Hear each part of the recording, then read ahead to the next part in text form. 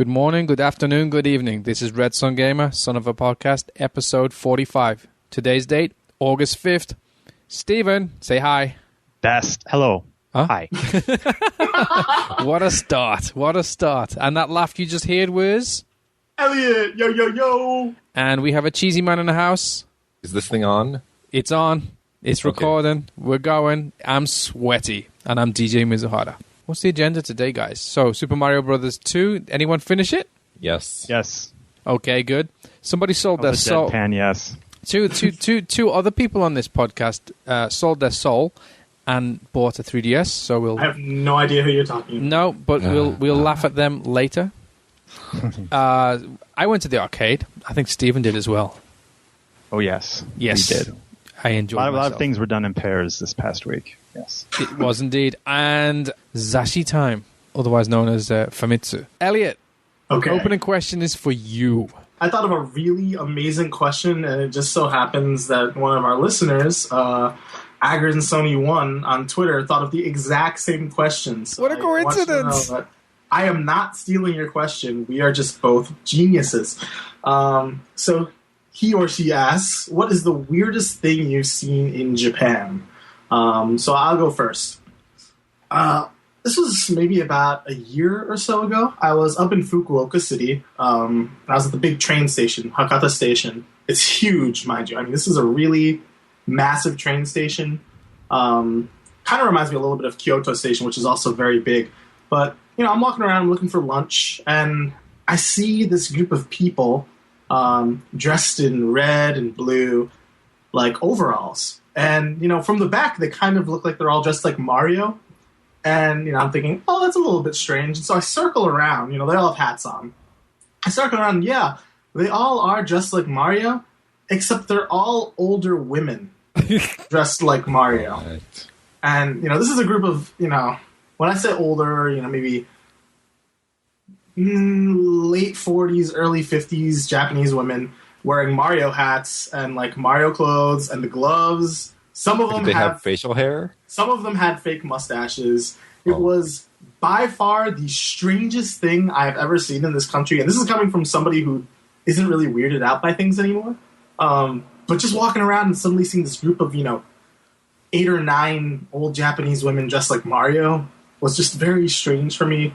Unfortunately, I didn't get a picture at the time because my phone battery was dead. Maybe they were like the ex-wives of ex-girlfriends of Miyamoto or something. Maybe, but people were stopping them to take pictures. They were The more than desperate happy. ex-girlfriends of Miyamoto. They were more than happy to accommodate photos, but it was so strange. And I remember tweeting about it and just being like, what the hell is going on? Where am I? Because, you know, if I had seen a bunch of young guys dressed like Mario, that wouldn't have been so odd. I mean, you know, in a big Japanese city, the chances of you running into something like that is pretty decent. But a bunch of older Japanese women, not so much. So was there like a guy that they had like in like, I don't know, following behind who dressed like Peach or something? No, that's the thing. It was just a group of That would have women. completed the puzzle. And they were going down into the subway, and I don't know what went down there, but couldn't have been safe. Not been safe. So And- did you tag along with them then? No, I went in the opposite direction. Did you get the Never phone know. number? Can't trust people like that. But yeah, that's the weirdest thing I've It may have seen. taken you to the secret level. You never know. Yeah. What about you, Cheesy? Mine also involves a train station in Tokyo, but it's not so awesome. Oh, what? Okay, that's Put a okay. downer on it already? Well, it's not so awesome as it is disturbing. Ooh.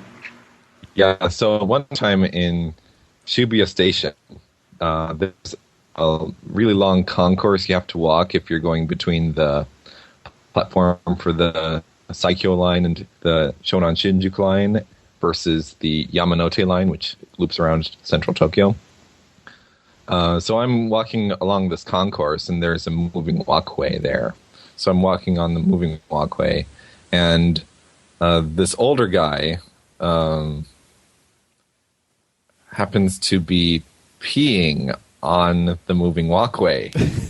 Oh, Lord. Was he walking and peeing at the same time? He was just standing on the moving walkway and peeing. Ah. And there's not a toilet very very far away. I mean, it's just maybe 2 minutes away to get to the nearest toilet, which is on the platform. So I, being the gaijin who is willing to be the agent of justice in that kind of situation. Oh, no, you said something.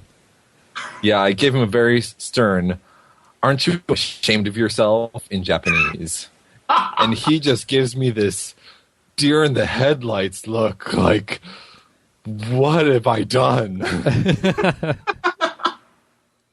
Jesus. So, yeah. Maybe no one's paid any attention to him for so long, he thought he was invisible. It's like everyone has to use that moving walkway. It's not like it's just there for him to pee on. You think that he could hold it until he gets to the bathroom so that people can enjoy using the moving walkway. Thank you very much. The funniest thing is that he probably was more weirded out by you telling him that he was doing something wrong than you were weirded out by him peeing on the walkway, I bet. Given that look, he probably... Perhaps, but that doesn't change the matter that what he was doing was very wrong. That's terrible. Yeah, that's way worse than my Mario story. Yeah. What about you, Steven? Yeah, I think train stations is definitely like the zoo to find weird people, and I don't think I can escape that. I mean, definitely the weirdest stuff happens at train stations, but maybe like changes to a happy note. And this is like a reoccurring thing. This wasn't a one-time thing. There was like in Nagoya, there is like a hub station called Kaneyama. And then at the station, there's an open area where like all the amateur bands come, or like people like write people's names out within like artistic kanji. Like they'll sit there and, they'll all just like, they'll sell their wares, or, they'll have like their little following of students who just, they're little fans, they're playing, they're out in the open. Everything's cool. But there's this one guy, and the happiest guy in the world. This guy was like on permanent happy drugs, and young guy, and he would get like this 1980s ghetto blaster, and he would lay out this little like cardboard, like where people would normally break dance on, like when they'd lay out that cardboard box and flatten it, and people would do their little head spins on them, something like that. And he would like take off his like jumpsuit pants, and he had like these green like tubular socks from the 80s that go all the way up to the knees. You'd put on like his like those tennis bracers and the tennis headband, and it was like he was like the Japanese Richard Simmons. Oh. And he would just press play, and then he would put his hands on the hips, get the big like Disney smile, and start doing the kicks, the forward kicks out, and like the sunshine stretches and all this. And like nobody paid any attention to this guy. There was no like bunch of people coming over and crowding around him. It got to the point where it was like, does anybody see him? Am I suffering from schizophrenia or something? Because nobody paid attention to this guy. But he was there like every Sunday morning, because I'd go to the Gold's Gym, and I without fail, I'd see him out there, and he was just on permanent happy drugs. And it was a great thing. I just go out there and just see him doing his thing, and he was happy.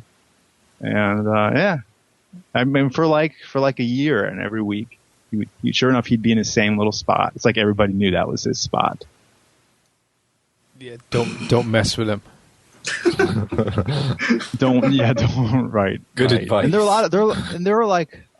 a lot of Peruvian bands. I don't know if in Japan I've seen like a South Park episode of the Peruvian bands, like they got like their little pan flutes and their music, and they're everywhere. And they would be out there too, and they could get quite loud, but he just would blast his ghetto blaster, and you could still hear it over the Peruvian music. So just always cracked me up.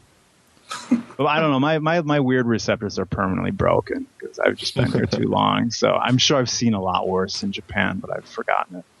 And it doesn't have to be a terrible thing. Weird can still be pleasant. There's Doesn't have to be horrifying. What about you, Martin? I'm so sorry. Well, mine, I'm going back to the train station again because mine was horrifying. Oh, God. Oh, here we go.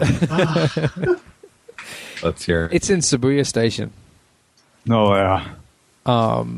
Yeah, everyone knows Shibuya is a bit of a messed up place, right? Mhm. Yeah. So I go to buy a ticket at a ticket station, at the ticket booth. And in the corner ticket station was the one I needed to go to because it was for a particular line I needed to get on. And as I walked over to go put the money in the machine, there was a homeless dude taking a dump on the floor. Oh, man. Aw. Go to the gutter. Oh. Man, we Take should have finished with Steven. What was I thinking? Why did we did a number 1 and a number 2. Come on. Ah. Well, I guess we've got our bases covered. Oh. Yep. So, yeah. That's it. I didn't, Oh, man. didn't buy my train ticket. I went to the ticket office instead because there was a homeless student taking a dump on the floor. Awesome. So let's I've talk never about games. seen anything like that. Sure. Yep, I did. Anyways, yes, I think, as Elliot just said, I think we should get into games. I'm so sorry. So, talking about shit, Super Mario Brothers 2. No way. No way. Oh, No way. controversy. I didn't like it. Well, how far did you play? Level World 5. Right. You should have played it for one more level, because the world it gets better at from World 6. What? You play a game for 5 hours and it gets good at the last hour? No. There's not. Well, it's not necessarily the last hour either, because there's more. Yeah, I know, but you don't play a game for 5 hours and then So, okay. then you turn it on. What did you not feel about it, Martin? I just didn't feel it. I just thought it was a cut and paste of all the previous games. And they added some bling in there to go chase coins. I just didn't feel it. The music was rehashed. The music wasn't particularly great. Mm-hmm. I mean, all I felt that they did is just copy and pasted a load of stuff from previous Mario games and threw it on the store shelf. I didn't feel it. I really didn't feel it, and I was disappointed. And basically, I sold it back to the store. And it basically cost me 480 yen, so there's like a week's rent till copy, basically. Mm. So, I mean, I bought it for 4,080 yen.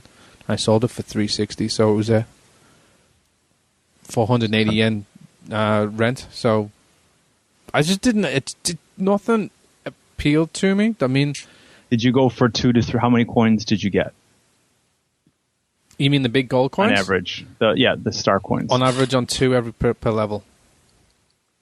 Hmm. Sometimes I was getting 3. But nothing really clicked with me. I was like, yep, I've seen this before. I've seen this before. It's a big Mario. I think I've seen that before.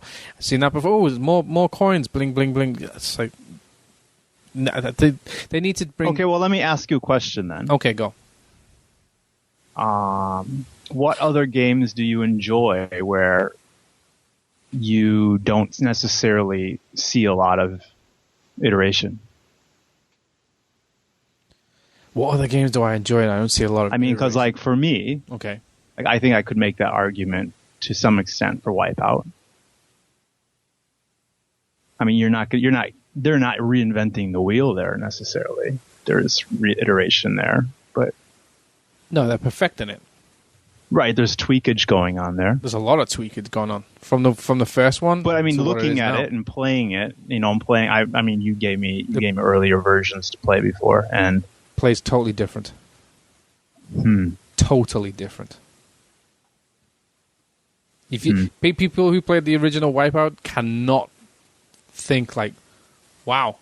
I mean, sorry, people who played the Wipeout now. no, I'm not talking about, well, because Mario also has there. I mean, this game. Well, Mario you plays say like it's a Mario. showcase. Mario's of always played the essentially same. everything that has happened thus far, which Right. is largely true. But if you take Super Mario Brothers, the first one, and take it all the way up till now, you would obviously see different things being done. Yeah, you see different things being done, but it plays the same, right? I don't know. Yeah. Yeah, I would be. Yeah, I'm not trying to make it too much into an argument about like Wipeout per se, but just trying to illustrate. I mean, if you like the core gameplay, I think you would have a different take on that. I do like the game. I mean, I like Super Mario. I'm saying I like the core gameplay of Super Mario Brothers. I did. Yeah, I did, but I don't think they've brought anything new. I would never use the strong language you did to explain it that way. I don't know. Sounds like you don't like Super Mario Brothers so much. I did. I used to. I mean, it used to be one of my favorite games on the Super Nintendo or the Super Famicom. I used to love it. I used to play it all the time. It was because it was new at the time, but I've seen it all since. I've heard you before say, for like just a 2D side-scrolling platformer, you're sick of it. Yeah, I am sick of it now because it's all being done. It's all being rehashed. It's all copy and paste. Is it a matter of the assets being recycled, or is it the lack of new game elements? It's the lack of new game elements. As a 2D platforming like a side scroller, what would it take for you to enjoy that? Maybe new characters, new environments. It's the same thing over and over. I've been here. I've seen it before. Princess gets kidnapped again, and it goes to another castle again. And what could they do to the story? I'm just thinking off the top of your head, other than this over and over again endless nightmare of finding Peach. Well, don't put Peach in the equation. Take her out completely. Did you see what they were doing though in the beginning before Peach got taken away? I almost lost my mind. They were flying, they had collecting coins. They had the little raccoon tails on, and they were hunting for freaking coins. I'm like, is what they do in their spare time? Yeah, they're actually just running. That was the first time in my life where I'm like, I want to be the bad guys, and I want to just my job is be taking away Peach. There you go. Spin it. Be the bad guy. Your quest is to go and kidnap Peach or whatever. You know what I mean? I don't know. Just it's the same thing over and over again, and I just got frustrated seeing the same thing. And I don't know. Cheesy, what did you think? Yeah, I think clearly it's a lot of it is a rehash, and the main story mode is really easy to just blow right through. That said, I think they put a lot of the level design emphasis on the coin rush mode. Yeah.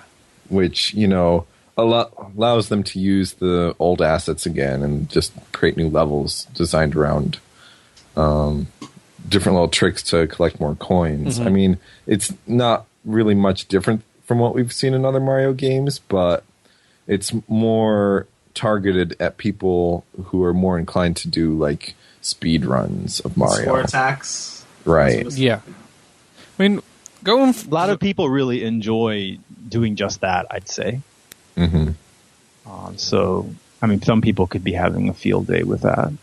I mean, I come from you got like Super Mario Land 3D or Super 3D Mario, whatever it's called, Super Mario 3D Land. Yeah, you come from that, and then you go to this, and it's like, it's worlds apart. It's worlds apart. I don't think every single game, though. I mean, being that we use coming out, it doesn't make sense for them to make such a completely, totally reimagined game of Super Mario at this point. Well, they got the Wii U version coming out, right? And it looks like that. To me, it seems like in the development schedule where everything is with 3DS, it seems like a good time for something like this, where I can tolerate it. No, I couldn't. I had to take it back. Because you got the Wii version as well, and it looks almost identical, except with the you got the multiplayer aspect. Okay, all right. Well, let's get beyond World 5. I think we should just a little bit. Cause I did like World 6, which was the final world, and I felt, for me at least, that was the first time where I felt I was getting something more original. I know you can make the argument that it's too little, too late, but I would just like to get your opinion about that. Cheesy. Yeah, the later worlds are obviously where it starts to get interesting, but I mean, it's not like we haven't seen a lot of those levels before. I mean, you've got the thematic worlds and a lot of the same sorts of tricks that you see in lots of different levels. I think that some of the bonus worlds were more interesting than the mainline world. Yeah, we talked about it before. I think they made those a little bit more difficult.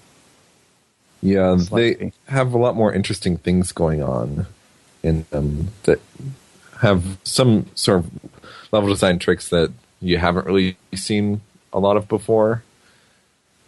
So it's like some of the worlds have what seem to be like branching paths, or find the exit, or just like find where the hidden rooms are. They're hidden better in some cases. Some of the gold coins are hidden better as well. Mm. Yeah, I like for World 6, there was like a lava pit, and they had like this caterpillar train that you were sort of jumping on him. I quite like that one. Oh, the Dry Bones ship? Yeah. That was pretty cool. I have a question.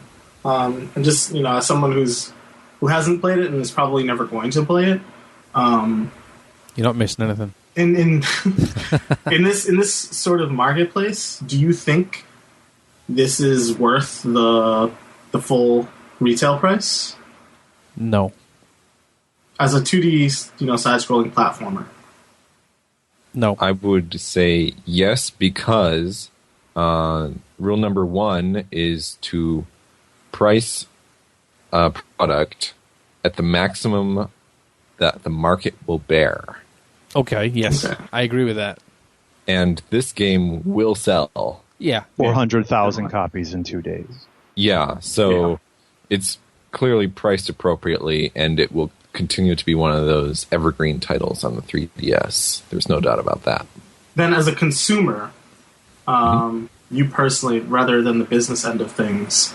from a consumer standpoint? But listen, we got to remember what Martin just said. I mean, 400 yen is what he paid for the game. Yeah, because it's an evergreen. It is an evergreen title, so it is going to have a good buyback, and that's pretty amazing. I think that's compared to something, I don't know. First thing that comes to mind, Dokuro and maybe even Rayman Origins for the Vita, which was like what?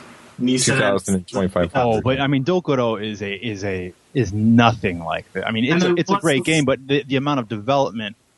When you look at it, it looks like an indie title almost. But then New Super Mario Bros. 2 uses the same assets from the DS version.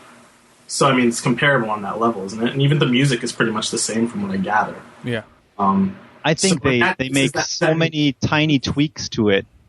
People who are true fans of it will appreciate all those minor tweaks. But like the average person is just going to go, I need more of this. This is diminishing returns. I'm so sick of seeing this. So I think there's that distinction there. There's a lot of people who really enjoy it, who are just fans of the game, and that's why it's selling as much as it is. Okay, fair enough.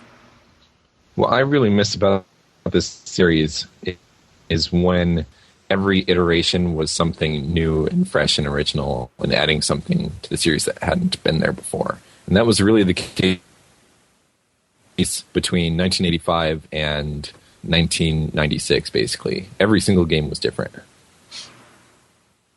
And I mean, every single game. I wouldn't. The bling and the coin and just the rushing through the levels aspect isn't enough, because that's only a select few, a small sliver of game players are that type of player, right? That might be fair, yeah. I mean, I don't. It sounds like I'm ripping on Mario, and that's not the case. I'm just ripping on New Super Mario. I think the Mario franchise as a whole, there are plenty of really interesting directions the series has been taken. Both the Galaxy games are fantastic. I really enjoyed 3D Land. I like the Paper Mario series. There are plenty of different, interesting, cool, subsets of the series. I just think that the New Super Mario Brothers series has kind of just been repeating itself. It always will, though. It always will. But I don't see why it has to. I mean, the original Super Mario Brothers series didn't, Even if it's just something as simple as aesthetic differences, which is something, the Wii U version looks like it's trying to do. I saw some, Super Mario World influence with, the background design and stuff. It's just, the actual visual design of the new Super Mario games is so dull and boring. That's what gets me the most, I think. And even the music, too. I love the music, but the new Super Mario Brothers series has some of, in my opinion, the worst music in the series. And if you're going to be listening to it for, hours on end, I want it to be good, It seems like a stupid nitpick, but when you're playing a game that long, you don't want to be irritated with the sound. I turned the music off. That's how irritated I was with it. Yeah, see, I don't like to do that. And that's why that kind of thing bothers me. And yeah, I just think the game looks boring, and there are plenty of Mario games that don't look boring. Like for me, I just can't, I totally agree that some of the tunes are classic, but having you make 50% of them maybe classic and 50% of them brand new, but they were just almost all of them were retweaked versions of prior classical tunes. I think that is just kind of upsetting. Yeah. It's like when you go to on the 3DS itself. When you get when you say for instance you meet like a certain amount of people and it unlocks music and it's just variations of the theme music. Mm-hmm. It's basically the same thing as that, and it's the same music but with a different instruments, and it's like, come on. Really? I think the major insult is probably the title, the name itself. If it was like they use like Nostalgic Showcase or something like that, it's just so ironic. It is. I think that's a slap in the face is the name. I think that's probably really like the heart of what gets to me is that they call it New Super Mario Brothers and nothing about it strikes me as new, and I think it just irritates me to no end. Because I look at the video and I'm like, I've seen this before. This isn't new at all. I would like to know if they had like a working title, interior working title for it. I'd love to know what it was. It's probably called Super Mario Brothers 2 DS LL version. If we're going to have throwbacks, shouldn't we have throwbacks to some different titles in the Mario series? Not just like. But this one will always be there. Like you said, it makes perfect sense business wise that they're going to be making this. I think it's crazy to be kind of annoyed or ticked off that they're making it. Well, let's do some throwbacks on Doki Doki Panic. That'd be cool. That'd be so cool. Right. Oh, you mean bring them out from under the rock? Right. So it's like something that we haven't seen in over 20 years. Like what could be a potential evergreen title? I think that could be for one. Yeah. Yeah. Okay. Because it'd still be a side. I think that's a good argument. Yeah. Rather than bring a new iteration out for Super Mario Brothers every X amount of years, maybe skip one and bring out an older title. So are you going to completely skip the Wii U version? I think it's hard to skip these games, even if they are. Yeah, that's the thing I'm having a problem with as well. I know it's a rehash, but I'm going to buy it anyway because I want to see what they're going to do with it, because the new technology and all. I want to see what they do with the controller. I want to see what they do with the multiplayer. I don't know if this is a spoiler, but because we're talking about that it's a major rehash, I think it's worth mentioning here is that when you do clear the game, it does continue, and it's called, what is it? It's like Star World, but you need 90 star coins to access that. Okay, so that's like Super Mario 3D Land, right? Where you're not allowed to access. I don't know, because I'm purposely shutting myself out because I don't want to know in advance and spoil it. Right. But and I was kind of ticked, quite honestly, because there are for 5-star coins, it does open up different branches in there. Had I known in the end that this would exist, I would have saved my coins, because when I finished the game, I was like at 60 coins, and now I have to get 35 more star coins to open up this area. And I would have been totally pumped if I could have just accessed that straight away. Yeah, or if they're going to block it, at least let me know from the get-go, and then I'd been much more reserved or conservative with my spending of the star coins. I fell into that trap too, but only because I used those 5-star coins at a time, not to open up the paths to the mushroom houses, but to save the game. Oh, right. The game, like its predecessors, doesn't let you save whenever you want until you've cleared it first, for some bizarre reason. Right. Yeah, that thing annoyed me as well, because I didn't realize it wasn't saving, and I switched it off and came back, and it was right at the beginning of World 3, and I was like, what? Oh, no. Come on, really? That's silly. The most frustrating part for me is that, the ones that don't necessarily open up a new level, but they just open up like a little house, and you can go in and you can get like 4 extra lives or something like that. I probably spent 20 star coins doing just that, and I could have been close to the 90 stars already, and I would have really been close to accessing the Star World. So I know that on my flight to England, I'm going to be freaking huffing and puffing so I can get to Star World, because this might be where the real game is. I don't know yet. And if you do know, don't tell me. Okay. But don't you think that's a flaw if they hide the real game behind the game you've got to play for 6 hours? But That's it's so by short. It's only design. 6 hours, though. 6 hours is a long time. These games now are designed such that newcomers to the series can easily access them. So the first few worlds are going to be designed specifically for the person Always who been has that way. never played one of these games in their life. 3D Land was the same way, and I remember thinking to myself, like, the game's trying to ease in the new players. Right. And you sort of play knowing that, and you kind of, everybody seems to already know that there's going to be something more at the end of these games, because that's just how they're designed. But I didn't really have that much of a problem with 3D Land. But that's all fair and well, though. But do you not think they take it a little bit too long?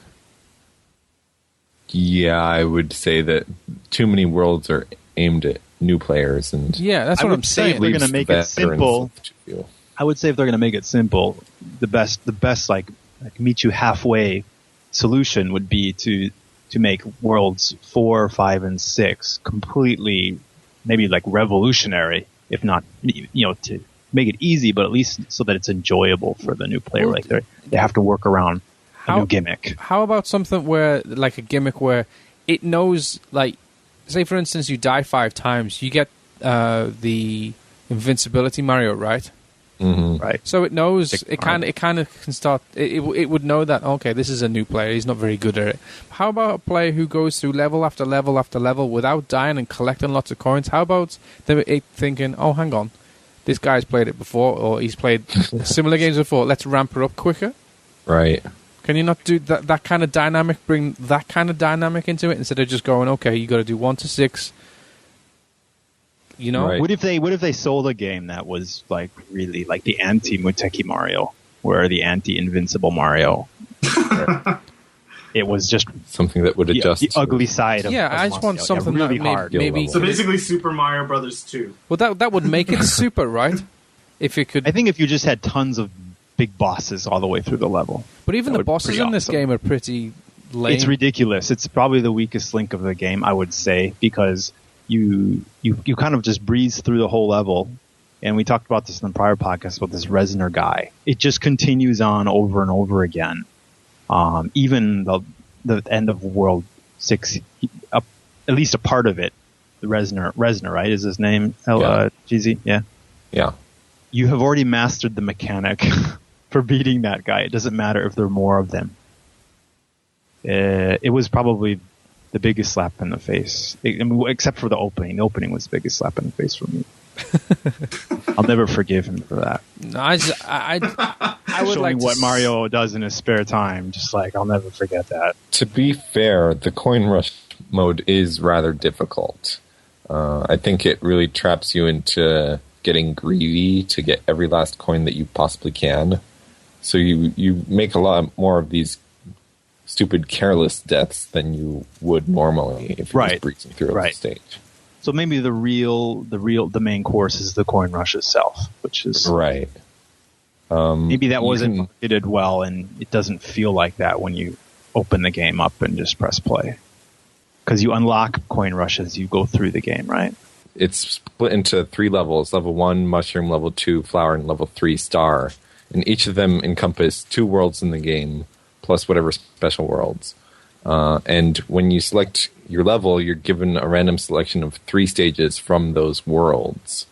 And you are really tricked into those careless deaths quite easily when you're going for every last coin that you can within the given time limit. There are a few keys to really making the highest score that you can in coin rush mode. First of all, you have to have learned where all of the high coin places are in each level. For example, there are roulette blocks that go between various coin levels, and up to 50, right? Yeah, if you hit it at just the right moment, you can get 50 coins 5 in to one 50 go. is, I think, is what it is. Yeah. Yeah, if you hit the wrong one, you only get 5 coins out of it. You have to know where the golden coin blockheads are. You have to know which of the 3 levels that you want to use your golden flower that you're equipped with at the outset. It's also quite nice because they'll position certain enemies there. So it's like if you just sit there and wait under the block, someone's going to hit you and kill you. So you have to usually do something while you're waiting. I quite like that. Right. There's always some sort of trick that you have to do in order to capitalize on each of these instances. So you have to know the levels and know where to capitalize on them, and you have to know basically where you are in the level relative to the time limit that you've got. Moreover, if you don't hit the top of the flagpole at the end of each stage, you won't get the 2 times multiplier. Yeah. That counts towards your cumulative score thus far. And it's everything. Everything hinges on you getting that. Right. If you miss the top of the flagpole, you might as well start completely over, because say you get 500 coins in the first level, and if you get the multiplier, you get 1,000 coins total. Then you go into the second level, you get another 500 coins for a total of 1,500. Then you hit the top of the flagpole, you're up to 3,000. In the third level, you get another 500, you're up to 3,500. And you've hit the top of the flagpole again, or whatever objective you have to meet. Exponentially, it's growing. Right, yeah, so you get up to 7,000 coins. So if you miss any one of those flagpole multipliers, you're just totally out of the competition at that point. So what's kind of cool, if you live in a high population area like Japan, is that you can exchange these scores via Street Pass. I was just about to ask you about that. Yeah, so thus far, a lot of the people that I've Street Passed with have only cleared Coin Rush modes in the Mushroom level, which is like World 1 and 2. And most of the levels are World 1 because I don't think they've even gotten to World 2. So competing against these other players' Coin Rush totals, it's been a lot of World 1 stages over and over and over again. So you get to learn these levels pretty well, so you can really compete well against the other players.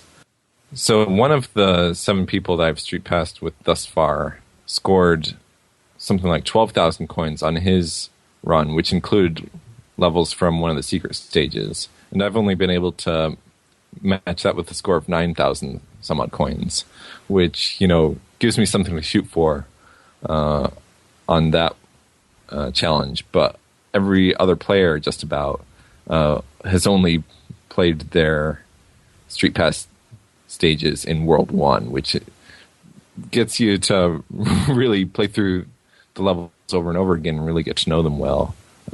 They were pretty easy to beat, but you know, that's not a huge accomplishment just yet. So I'm looking forward to getting some better scores from people. Man, it sounds like this game needs a worldwide leaderboard so badly.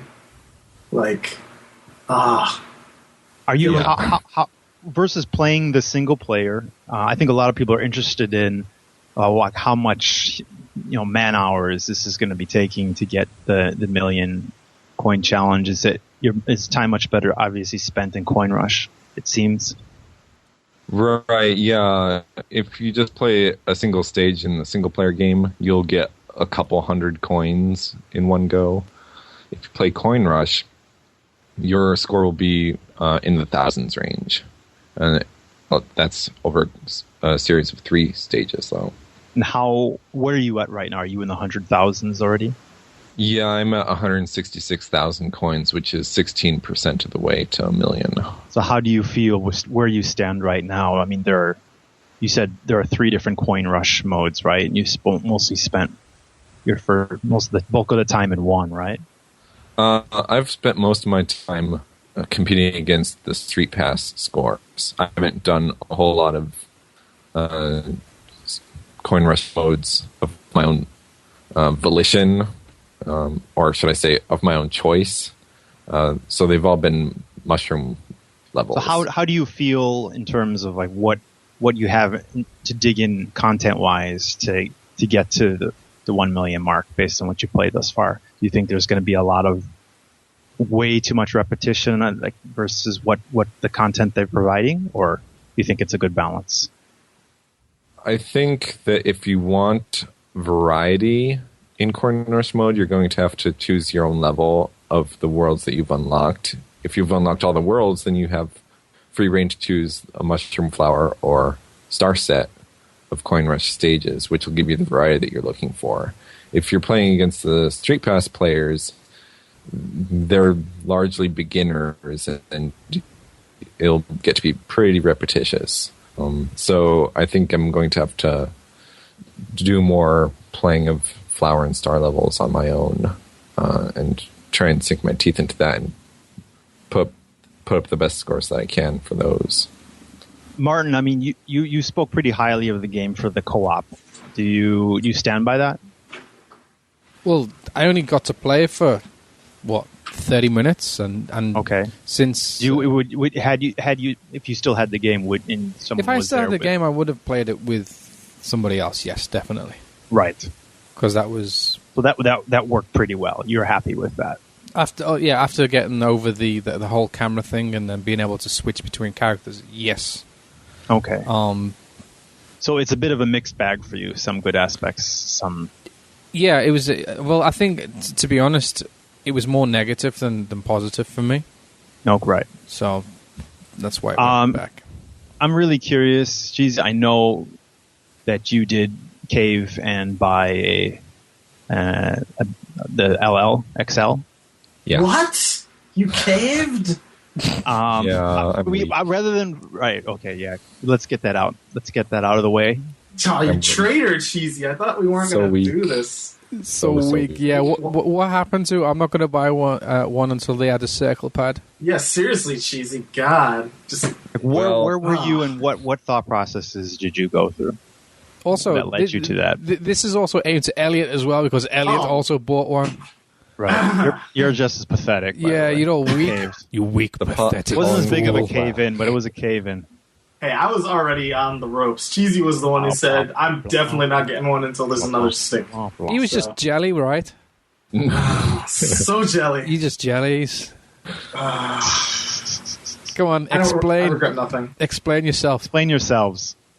Yes. Okay, so one of my coworkers got one and brought it in, and I got to try it out, and I'm like, yeah, this screen is a lot bigger and a lot nicer. It's actually possible to see what's going on the screen, and you don't get those scratches and smudges that you get from the bottom screen pressed onto the top. So ditto to everything you heard in the prior podcast, right? Pretty much. Yeah, I mean, you got to see it in person, though. I think that's what made we weren't just gum flapping. We actually made sense, right? Right. I mean, me having big hands, feeling this device, is a lot more comfortable, and I caved. So did you go out that very right after work and just go buy one? I went the following day over lunch. I went over to. Did you have like the shakes or something, or what? No, I wasn't freaking out or anything. I just went over to Yodobashi. Just wondering if it was a chemical thing. I think it was keywords like flaccid, fully erect, nipples, reach around and pull out that sold it for him. No, I don't think so. Oh, it was for me. It was for me. I'll be honest. Is that what it was for you? In my case, though, as you guys know, I was sort of on the fence about to begin with. It was kind of one of those like, if I wake up tomorrow and want one, I'll get one kind of things. And so, because I'm really indecisive about these kinds of purchases, I basically told myself, well, if I go to the store today and they have them in stock, then I will buy a white one. If they do not, then I will simply not buy one, period. Okay, so you bought... Setting yourself up for failure there. Exactly. So I walked over to the store, and lo and behold, they had all of them in stock. And I still hadn't actually seen the thing in person, so I kind of took a little bit of a jump on this because they didn't have a demo unit at the store. And I bought it. And when I brought it back to my place and actually opened it up, it just the pictures online really don't do it justice. It's so much bigger than you think it is. If you watch the direct feed, the Nintendo direct feed for Europe, I think they were the only ones who did a good job at kind of showcasing it. It was like a black background, and they just had them both next to each other. I was like, wow, that looks amazing.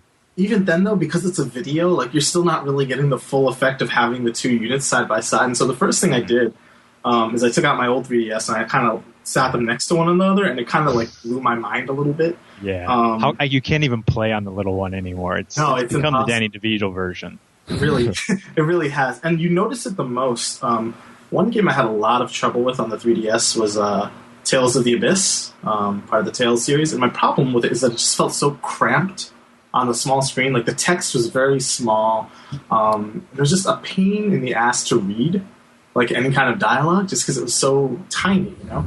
And I that was the first game I put into my XL, and I was like playing it, you know, for the first time all over again. I could actually see what was going on screen. It didn't feel like I was looking through this tiny little window. And for me, that was a really big deal. And I also think, you know, and this was something I was kind of surprised about. I like the weight of it. Like, it's not heavy, but it's not super light, so it doesn't feel like it's just kind of a cheap piece of plastic in your hands. You know, it feels like it's got some weight to it, which is really nice. One thing that I do have a complaint about with this system, though, is the screen door effect. Do you know what that is? The screen door effect. You mean the lines? With the larger screen and the larger pixels, there are little gaps between the pixels that form this black grid that's like a screen door. Yeah, it looks like RoboCop vision, right? that is one way. When it's initializing? Or what? No, all the time. Yeah, it is there when you look at it closely, yeah. You got to get in closely. Yeah, so it's like if you're focusing not on the game world, but on the surface of the screen, you can see the screen door there all the time. Yeah. Yeah, pretty much. Some of the kanji is a little bit tough to make out because of that screen door effect as well. Yeah. I've noticed as well. But yeah. Right. It's kind of a shame that the resolutions of the screens weren't upped. Yeah. And I understand that, you know, that would involve hardware performance changes to handle the bigger screen buffer. And, you know, at that point you're talking about almost an entirely new platform. Exactly, yeah. But you can still dream, you know? Like, yeah, it's nice to dream. I mean, Apple isn't afraid of, you know, those kinds of annual incremental hardware upgrades and just let the developers fall where they may. But for a console platform like this, I mean, you're expecting a 5-year life cycle without any actual spec changes over the right. I mean, I put in Resident Evil Revelations, or however you want to spell it, and it looks great on the screen, first of all. But there was definitely a moment when I was just sort of doing a test run where I thought to myself, man, how amazing would this look if the screen resolution was better? But I mean, you know, as it stands, it still looks great. Games look great. I think this is the way to play the 3DS. Mm-hmm. I can't really imagine myself ever going back to the tinier screens. That would drive me crazy comparatively. Like, this kind of matches with my Vita in a way that the original 3DS didn't. Mm-hmm. I'm happy with this purchase. Yeah, I'm kind of glad. So it's just to turn it back to Super Mario Brothers 2, and then we can go on. But so we talked about it last week. Since you didn't have the LLXL, I had this conspiracy theory that you were just very flaccid about the whole experience because you didn't have the newer model. So having played the game with LLXL, did it improve your experience for Mario at all, or no? I think more than the screen size, it's having played more of Coin Rush mode that has kind of turned my opinion more positive. So it didn't really tilt it up necessarily just by having the bigger screen. No, having the bigger screen just means that I can see it better. It feels more of my field of view. Right. But that said, I still have the same complaints about the recycled assets. And yes. That will not go away until they change the music at the very least. I never want to hear the new Super Mario Brothers music ever again. I never liked the main theme. Either did I.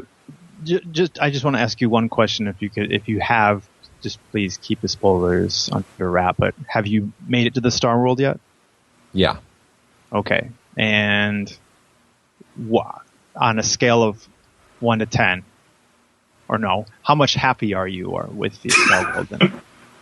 How much happy are you happier? compared to from World 1 through 6 with Star World?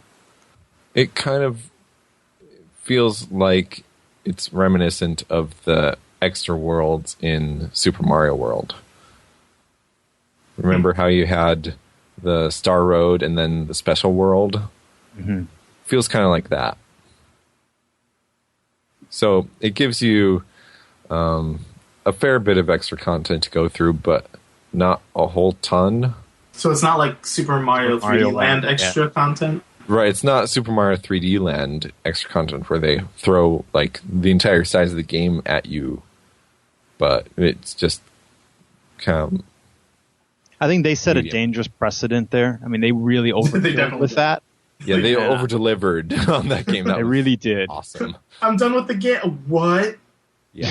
What? Yeah. It was like finishing a 7-course meal, walking in the next room to lay on the couch, and seeing another 7-course meal just sitting in the next room. I mean, that was... Oh, if you insist. The ultimate banquet. I think they likened that to like the Chinese ancient imperial banquet or something. Right. Yeah, it was a freight train of banquet. After that, you needed to purge. Right, okay, I think we should move on from this Nintendo talk to, let's go to PSP. Yay! Elliot! Okay, so as I yammered, apparently I didn't yammer on about it enough. And I got complaints that I didn't talk long enough about it. It was only 12 minutes, wasn't it? Well, it's hard. I didn't have Kyle to bounce with. I know. Kyle at the moment, just in case anyone's wondering where he is, he's on a plane to the States.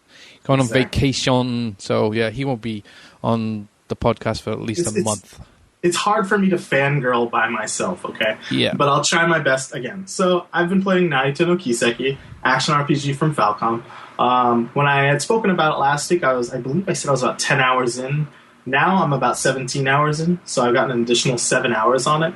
And it's all I can think about, quite frankly, when it comes to games. You know, I'll be at work, and I want to play it at work, but it's just, there's no time to do it because we were dealing with a newcomer that came, and I was hating myself for that because I was just thinking, man, I just want to go home and play more Nayuta no Kiseki. Such a great feeling. It is. It's an amazing feeling. Even better was knowing, oh, man, like, once I beat this game, what am I going to do? Oh, wait, I still haven't beaten Persona 4 yet. So it's like, now I even have something to look forward to afterward. But last week I complained about the bosses. That was probably my biggest complaint, was that I felt they were too easy. They weren't challenging enough. It felt like they weren't living up to the Falcom standard that I've come to expect. And, you know, it looks like my wishes have been granted, personally. Before the game was released, the president of Falcom, Kondo, I believe is his name, had said that he wanted every boss in the game to feel like a final boss. And he didn't really expand on what he meant by this. You know, did he mean that every single boss was going to have this immense backstory to him? Did it mean that they were going to be super difficult, you know, crazy bosses? It was kind of up in the air. And the first boss of the game doesn't really give you a good idea of what he's talking about either, because it's so easy. The second boss is better. It's a fun fight, but it's still it's very simple. But by the third boss, I was starting to figure out what he was talking about, because every single boss confrontation in this game has multiple levels and multiple patterns. So you'll get, you know, maybe a quarter of the boss's life down, and it'll change completely. You know, not just its pattern, but its actual form. So maybe you're fighting I'm going to make something up here so I don't spoil anything. Maybe you're fighting a giant fish monster, right? And you cut him down a quarter of his health. He'll transform into a bipedal fish warrior, let's say, with a sword. And suddenly he's on the ground attacking you, and he's super fast. And then you'll cut him down another, 2/4 of his life, and he'll transform into something else for the final section of the battle. And so every single encounter you have is new and interesting and kind of exciting, because you're curious as to what it's going to become as you get further into the fight. And I think that all culminates with this one particular boss fight toward the midpoint of the game, where it transforms 3 times, and you're kind of expecting it, but at the same time you can't wait to play more because you want to see what it's going to become and what kind of pattern it's going to take. And it's still not super difficult, But depending on how much you've over-leveled or under-leveled, the difficulty will be just right. And they're long enough battles that even if you're playing well, you still run the danger of getting killed. I'm kind of looking forward to going back through the game on a higher difficulty because it unlocks a lot of new content as you go along. But as it stands, it's pretty much all I can think about. The visual design just gets better and better the further you go into the game. I talked a little bit about how you have 4 different areas that each represent a different season, but because you can access those areas and change the seasons, levels you would expect the levels to feel kind of cut and paste after a certain point because, all you're doing is changing the seasons. What else could there possibly be to change? But the actual structures of the level change, the dynamics, the gimmicks, the enemies, everything changes, and it's really exciting. I mean, right now I'm about to unlock an entire new season that I can go back to all the worlds and use, and I'm really psyched to see what's different about all these different stages. I mean, for an action RPG, it's just loaded with content. So, I mean, honestly, I'm kind of sad that it's on the PSP, not because I don't think it's good on the PSP, but because I know that the chances of it heading west are slim to none at this point, which to me is just very, very depressing because this kind of harkens back to the old school PlayStation era of action RPGs. 1UP recently, Jeremy Parrish recently wrote an article about the action RPG, and his argument was that in this day and age, Diablo 3 is kind of the last bastion of the action RPG, and I would argue, and this was a great article, mind you, I would argue that Falcom is kind of the last bastion of the old school action RPG, and playing through Nayuta no Kiseki kind of really cemented that idea. It's just very, very good. If any of our listeners out there import games or even know Japanese, I cannot recommend it enough. But is that a prereq, knowing the Japanese? It depends. There are a lot of importers out there who play full-blown RPGs without any Japanese and somehow get enjoyment out of it. For me, I'm not sure how they do that, but more power to them. This is an action RPG, so the gameplay is pretty important. So you could probably get by without knowing Japanese, but you'd be missing out on part of the game's charm, I think, which is in the characters and the story and kind of that fantasy, that very light kind of fantasy element, which I think the game pulls off very well. You don't think English will see the light of day, so it's not like they'll feel like they're gypped because later on it's going to eventually come on English. They can pretty much rest assured that they're not ruining a future experience, right? If they buy it right now. There was a time when I'd say that, but when you have companies like Atlas releasing Growlancer, which is the most underappreciated, under-released, one of the most underappreciated, under-released RPGs in Japan. The latest one just came out for the PSP in America. And that kind of blew my mind. So, I mean, you never know at this point, especially with digital releases and such. I mean, Xseed released Corpse Party for the PSP digitally last year. Yeah, that was a shocker. And that blew my mind. It's an amazing game, but it's, you never expected to go overseas ever, But, they did. They put it up digitally, $20, boom, done. Is this on the UMD program in Japan? It's going to be on the UMD program as of, I believe, the end of August. So there's a date for it already. So are you going to purchase the UMD program so you can play it on the Vita? Probably, yeah. You probably. Yeah. I think a lot of people would be waiting for that, right? I mean, they announced it. They said it's there. So, I mean, people know about it. So I felt very comfortable buying the physical copy, knowing, okay, so But you wanted all of the free stuff anyway, though, right? You wanted all of the pre-order bonuses and stuff anyway, right? Oh, yeah, exactly. It just made it easier and cheaper on me. Right, because I know a few people who actually downloaded it digitally so they could play it on the Vita. And I mean, I've seen it on the Vita, and it looks quite good. Because it's such a colorful game, the PSP graphics don't really harm it very much. It's everything's so bright. There's this one area in the game. It's a really small area. It's right before the first boss, and there are cherry blossom trees that are blossoming, and it's just this really bright, warm pink exploding on your screen while you're running up these old steps from some relics, and it's just a lot of the surrounding areas, the stones are very muted colors, and then everything just it's a riot of color around it. They had pictures of it in the newest Famitsu, and I was looking at it going, the color scheme is pretty amazing. Like they pushed the PSP hardware in a very different way than, let's say, you know, Square Enix did with Final Fantasy Type 0 and like Crisis Core. Like they kind of, because Falcom's not really known for their super crazy graphics, they kind of went in the opposite direction and went more for the artistic design and, you know, what they could do with that. And I think it paid off because this is just a really pleasant game to look at. But yeah, it's the most fun I've had in a while, and I'm really psyched to keep playing. Like, I kind of want to just go play right now. It's not online at all, is it, at all? No, it's a completely single-player game. Right. Though it does have its own built-in trophy system, which is pretty cool. For people who are really into that.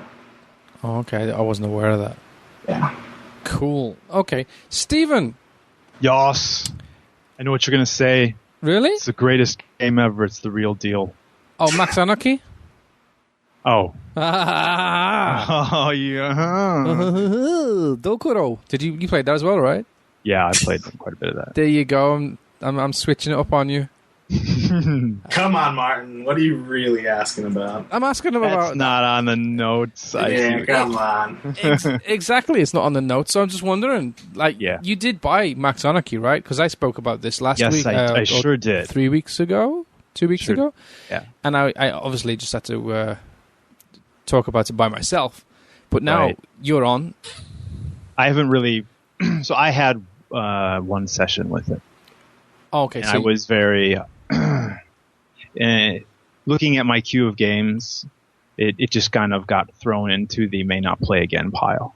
may not play again. I'm not... You're not I'm not enamored being by it then? critical of the game. I'm just saying, in light of my queue and the games I'm playing that I'm currently enjoying, based off my You're not sure you'll ever first get back session to it. with it, it just didn't really do anything for me. Okay, that's Okay. fair. I didn't enough. really want to wrap my head around it and devote any time based on my first experience. And the whole, I did play about quite a significant amount of multiplayer, and there is... Oh, you actually got online because I couldn't. Okay, yeah, I played quite a bit. I played probably at least 20 games, and like 19 to 20 of them, my butt was being handed to me time and time again. So I think a lot of people just figured out the game really early because of the demo, Right. and That's what I was thinking. so the just that first barrier of entry Too much it for was you? a bit intimidating, and yeah, I don't know. I don't know if other people out there are saying the same thing. Is it this case that people have been playing the demo like all the way through to the release? No. I mean, I was. Good at it. And people were definitely still playing up until release. So I can imagine that was the case, yeah. Right. Okay. How about Dokuro? How far have you Dokuro got is it? phenomenal. That has kind of fallen to the wayside for the time being, but yeah, I made it up to level 9. Okay, so you're upside down Right. now. Oh no, right where that started, yes, and then Right. I've stopped. Oh, okay. So you haven't got to the head. So like for me, it was Scratching places. ridiculously hard for episode or level 4, 4, yes. and that was so phenomenally good. That, like I said before, I was playing New Super Mario Brothers 2. I was constantly comparing that to Dokuro level 4, going, I want Dokuro 4 level design in Super Mario Brothers, where I can't use anything that I've been using anything that I know thus far that I've acquired over all the Super Mario Brothers games is going to do me any good for this next level type feeling. Right. Wow, sounds great. And it is. I didn't get to the point where I was drawing notes or like drawing out maps of levels. I think that Martin, you mentioned you were doing that. Yes, I had But, graph paper out. It's there was a lot of I don't know what I'm doing, but I'm just going to try, and then there is a lot of really hard thinking and not much platforming for a good portion of level 4, which is just kind of it's a different take on like that type of like 2D platform scrolling. I think a lot That's of it, really refreshing. yeah. I mean, they're just really like just sitting there and like just rubbing your whiskers, going, what am I supposed to do? Yes, there was times where you have to go on some like a reconnaissance mission before you even do anything. You just have to like go around the level and just look at the level and just like do a little bit of reconnaissance, and it makes a whole lot of sense before you even do anything, because some of the levels, if you go in there and start pushing stuff straight away, you're totally screwed. It's really funny too, because you can get through a level piece by piece and not quite see the whole picture, the whole level, like, and you're just like looking at it as chamber by chamber, and then you finish the level and go, I don't really know what I did to get from A to Z, but it records your time. It's like it took you 10 minutes to finish this level, and you're like, well, you look at your trophies listed in there. If you're into the trophies, you want to finish the game within X amount of time to get a trophy.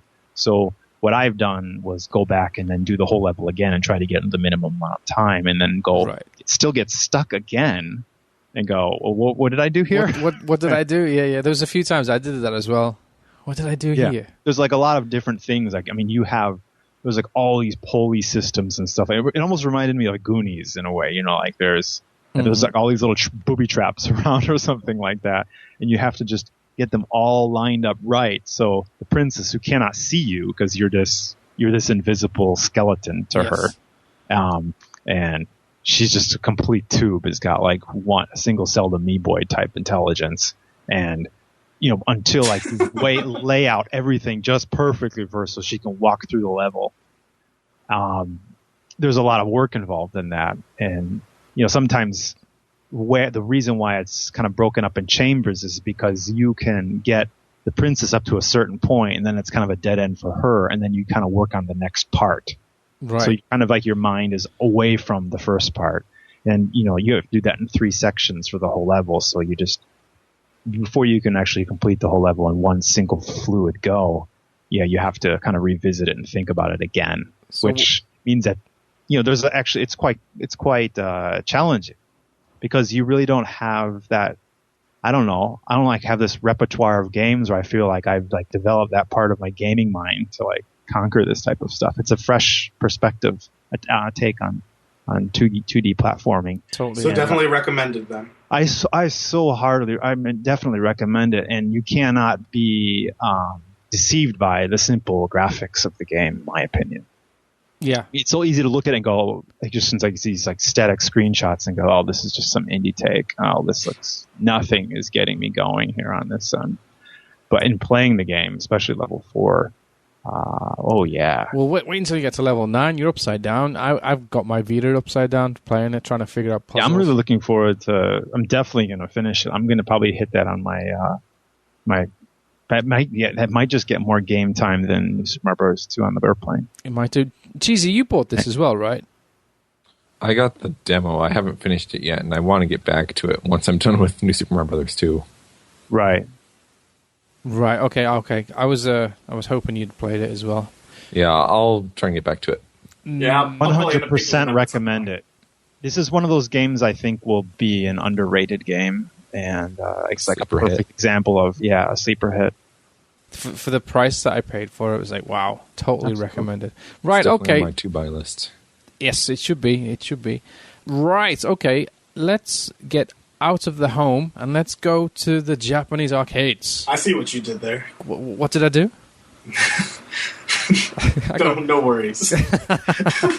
Right, we're going to go to the arcades because Stephen and I played a little game called GunSlinger by Square Enix. GunSlinger Stratos. Okay, I'm sorry, Stratos. By Square Enix. By Squeenix. Holy balls. So is this like that best controller ever. Like that car game? The Danny DeVito game? No. Yeah, is it like that one? No. Yeah, so it's fair. If you do listen to all our podcasts, you are rewarded with the fact that we do actually, we talk about a game and we hype up and we actually do play it. We did talk about this game several weeks ago with Gyro Zetter. Gyro Zetter failed miserably. Yes, because you found that the other day, right? What's that? You found, yeah, and I played Little Man Gyro Zetter the other day, and that was a crash and burner. So I was actually I emailed you like earlier in the day, and I didn't think you would go because you were burned on Gyro Z. You're like, I'm not going to listen to you a second time. But you did go, and I was very glad when I went to the arcade within the first few minutes. I was like, oh, this is the real deal. Well, the great thing about Japanese arcades is they have a homepage, and on the homepage they always give you locations where these things are located, where they're located, so you don't have to walk around all the arcades in your area or in the city trying to find something. All you have to do is go to I think I said you go to the official site, because that's what I did. Yeah, I found there was one in 10-minute walk. I was doing that before you actually sent it to me. Oh, really? Yeah. Okay. And then you sent the message saying, check on it. I was already there. So, and at first I didn't see it, but I looked again, and then I found something literally 10 minutes from my house. So yeah, well, if Gyro Z was a Danny DeVito video games, this is the Arnold Schwarzenegger. This is the opposite twin, Arnold Schwarzenegger. This is the twin, yeah. It's the weirdest metaphor ever. Because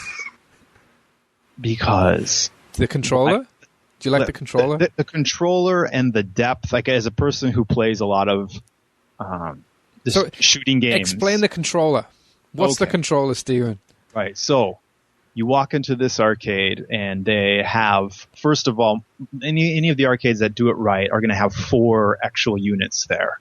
Mine had 8. But yours had 8. Wow. Yeah. Mine had the 4 versus 4 and 4 single player. Right. That's phenomenal. Yeah. So yeah, you walk in there, and mine had probably a 60-inch screen. Yes, they're about 60 inches. Yeah, it was quite large. And then there is just the actual arcade unit, and then there are 2 like holsters. One on your right, one on your left, and there are 2 guns. There is a gun and a pistol on either side. And then there is like the main dash on the hardware cabinet, where there's a place where it can read a card. Yep. So I bought a card, and that what it allows you to do, which is it records all of your stats for everything that you do in the game, which is pretty common now at the arcades. But. I wish I bought the card as well, because I got an S ranking. I got an S ranking when I finished it. I was like, damn. You got an S ranking when you got your card? No, I got an S ranking when I finished when I finished playing it. Right. So, yeah. Yeah, you get ranked every time you finish the game. Okay. And if you don't have the card, those just go off into the vapor. The vapor exists. No record of them. Okay. So, yeah, you can get the card for 300 yen, which is totally recommend that. And what's great about this game, and I didn't know it when I was first trying, I thought it would be like packed with people waiting in line to play the game. They were already set up with they had a little table there. They had the Enterbrain, who is the company that owns Famitsu, and a whole bunch of other strategy guide books they put out. They actually had a strategy guide there for the game, 200-page strategy guide there. They had a bunch of little pamphlets for the game, for little inserts that you'd put in the Famitsu magazine, just all about GunSlinger. They had an actual journal there, so you could write your feelings about the game in there. For what it's worth too, just to give listeners an idea of how kind of big this is getting hyped up. There's a leading arcade magazine in Japan. It's called Arcadia. And their cover story this week was GunSlinger Stratos, but it's actually been the cover story for quite a few issues over the last, 4 or 5 months. So this is a pretty big deal. Absolutely. And so when I sat down and started playing the game, no one was there. I'm like, wow, this is all set up for to accommodate 30, 40 people here. But there weren't a lot of people there. So I'm like, well, oh no, is the game bad? So I sit down, I start playing it. When you load it up, I didn't have the card yet, so you can actually choose from Zenkoku Taisen, which is just it can find all the other different arcades in the country. So even if there's nobody there within the actual arcade, you can still play with people online. Then they actually had arcade versus arcade. So if you had 2 to 4 people in the same arcade as yourself, you could actually go against another arcade. Then they actually had co-op mode, where you could just play with, if you had at least another person who was on another machine there, you could play together against CPU, or you could just play against the CPU. Yes. I just played against the CPU just to get used to it. So yeah, you start up and you can choose between 6 different characters, and they're all. I think I already talked about them last time. But, Yes. Yeah, they had. I picked this guy who had like this huge Gatling gun, and his name was Akira. He was really badass. And yeah, you jump in the game and you can you pull basically both of the guns out of the holster. You're given 2 reticles, and actually on the controls. I didn't notice everything right, but what I did notice is they have 2 analog sticks right behind when you cock back the pistols. Yeah. That's cool. The hammer. Right. The hammer, yeah. Right, yeah, the hammers. And then that allow like the left stick allows you to move right, left, forward, back. And then the right one, the way it's set by default is you can cycle between the different targets. Yes. And it will sort of auto-target somebody. And then if you want to go to the left, you want to move to the guy on the left or to the right, or you can even move back as well. So I was doing this and I was just playing it like that. Nothing more. And then the arcade, one of the arcade managers, he came up to me and he actually was trying to motion with his hands. He just assumed I didn't speak any Japanese. And he's like, put the guns together type of motion. So I put them, and then like they connected together. Yeah, they got magnets in them, right? What? Yeah, like the little magnets almost. They snap together. They snap together, and then the guns. What happens is you actually have the 2 guns aren't even though the pistols look the same, they aren't the same gun in the game, which is actually kind of cool, just off the get-go. And then, but when I connected the guns together, I looked on the interface, and it cycled to another gun. So it became like a heavy weapon. In this case, it was a Gatling gun. And then like he also gestured it. He's like, stack the gun on top of the other, and then another magnet went. What? And it changed to even another gun. Yes. And I'm like, what? And it just felt right. Like I didn't have to like fuddle with it too much. No, because the magnets draw them together when you got them close together. And then it went to this other gun. So, if rather than like reload the gun a traditional way, it's all energy based. So you have to wait for the energy to recharge up. So can't you shoot off the screen as well? I'm pretty sure you shoot off screen. Okay, well there you go. Yeah. I'm watching other players. I didn't see them do that, so I did that. I shot off screen and I recharged. Huh. Okay, so it charged more quickly? Mm. Okay. So even probably all the advanced players I was watching, what they would do is they'd just cycle to the next gun so that the other one is recharging, and then they're always cycling between the guns. But for example, you're mostly playing in third person, but if there also had like sniper guns, so you would switch to first person mode if you stack the guns from right to left. You can join them, right? They called it tandem if you're just holding them free, like just freely, which actually was really hard because it was almost like trying to play a piano with your right and left hand, because you have your right reticle and your left reticle, and it's actually pretty hard to aim at 2 different targets at the same time, which is what you can do, because you basically can pick between like 5 or 6 different cities, Martin? I think it was 6, yeah.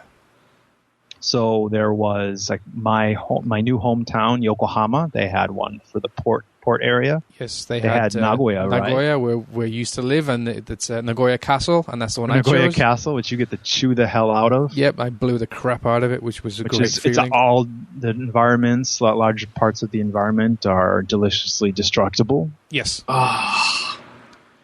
So you can pick Shibuya, and you can just tear up. I think I call it Star Coffee instead of Starbucks. Oh, the Scramble Crossing? Yeah, the Scramble Crossing, which unfortunately it wasn't full of people, which would have been really delicious. Yeah, it would have been great to drop buildings on them and stuff, right?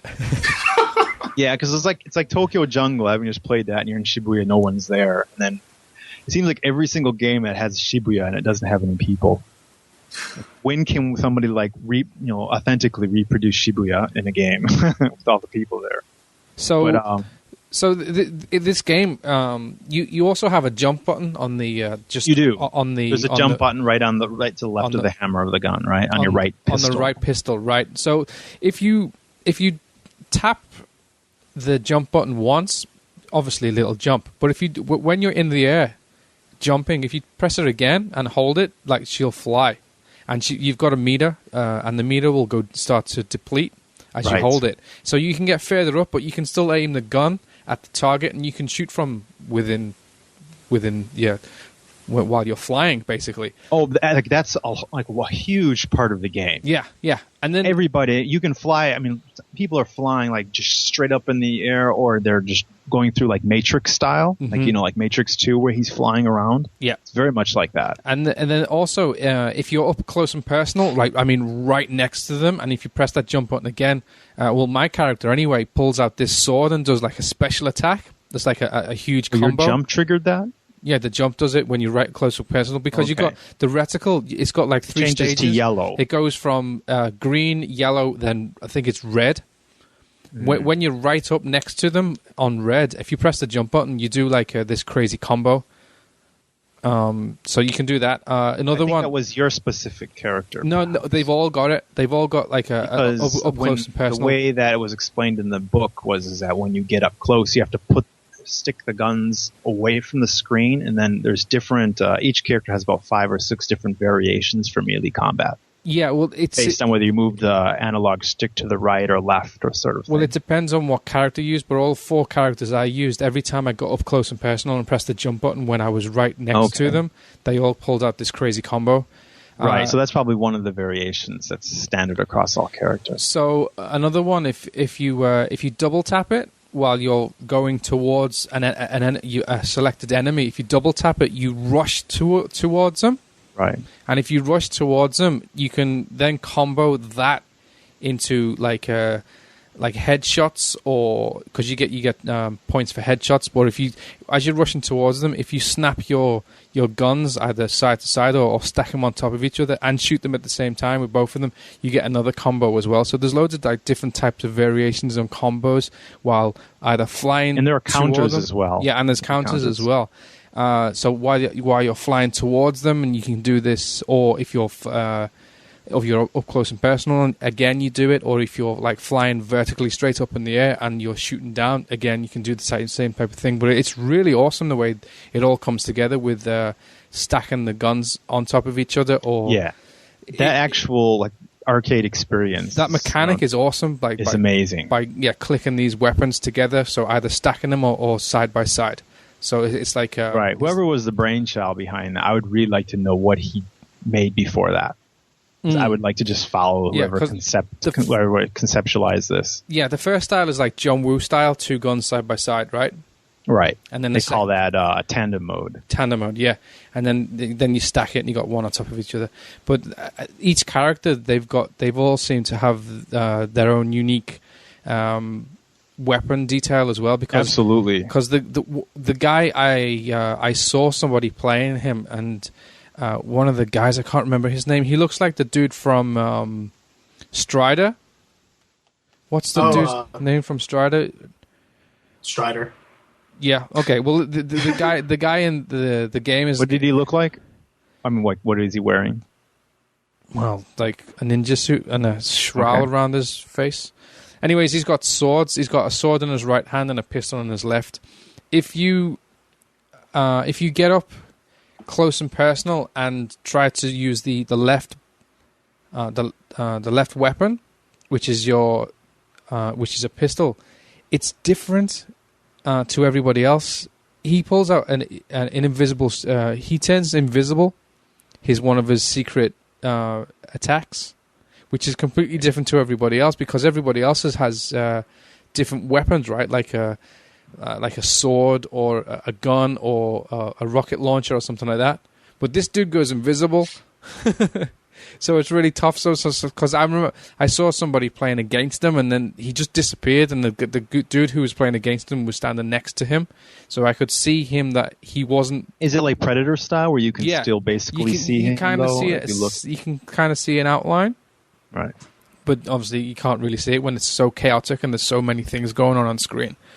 But I really, really, really enjoyed it. I thought it was an amazing game. One had like a shield, like when she was doing tandem, just like free shooting with both guns in her hand, John Woo style. I mean, one was just a shield actually, so it wasn't even a weapon, but it was a frontal shield, and then was like a floating Gatling gun just to the right of the weapon. It's funny because to the right of the shield, and it was every character is so unique. I remember I was fighting somebody and they got dazed. So instead of a lot of part of it is getting dazed because you can't really, unless you head shoot somebody.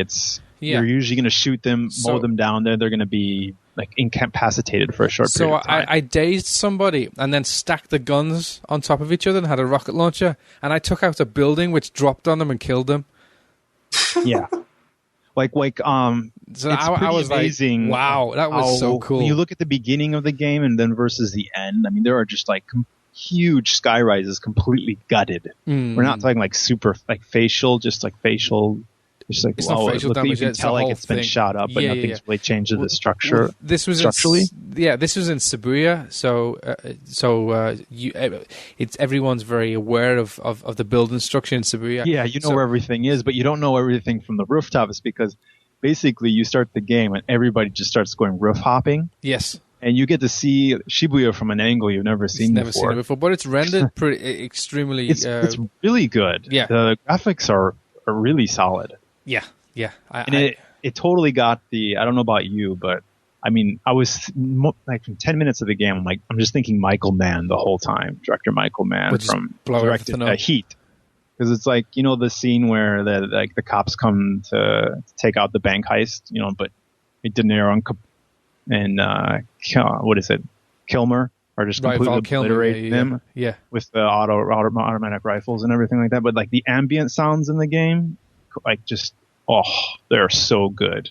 I mean, it completely raises the intensity, and they're like every gunshot is like reverberating across the street, and it just sounds really good. It was like Michael Mann must have been on this. The worst thing about hearing you guys talk about this is that I went online just now, and I went to the official site and looked at where units are located in Kyushu, and every single prefecture in Kyushu except for Nagasaki has GunSlinger Stratos units, except for Nagasaki.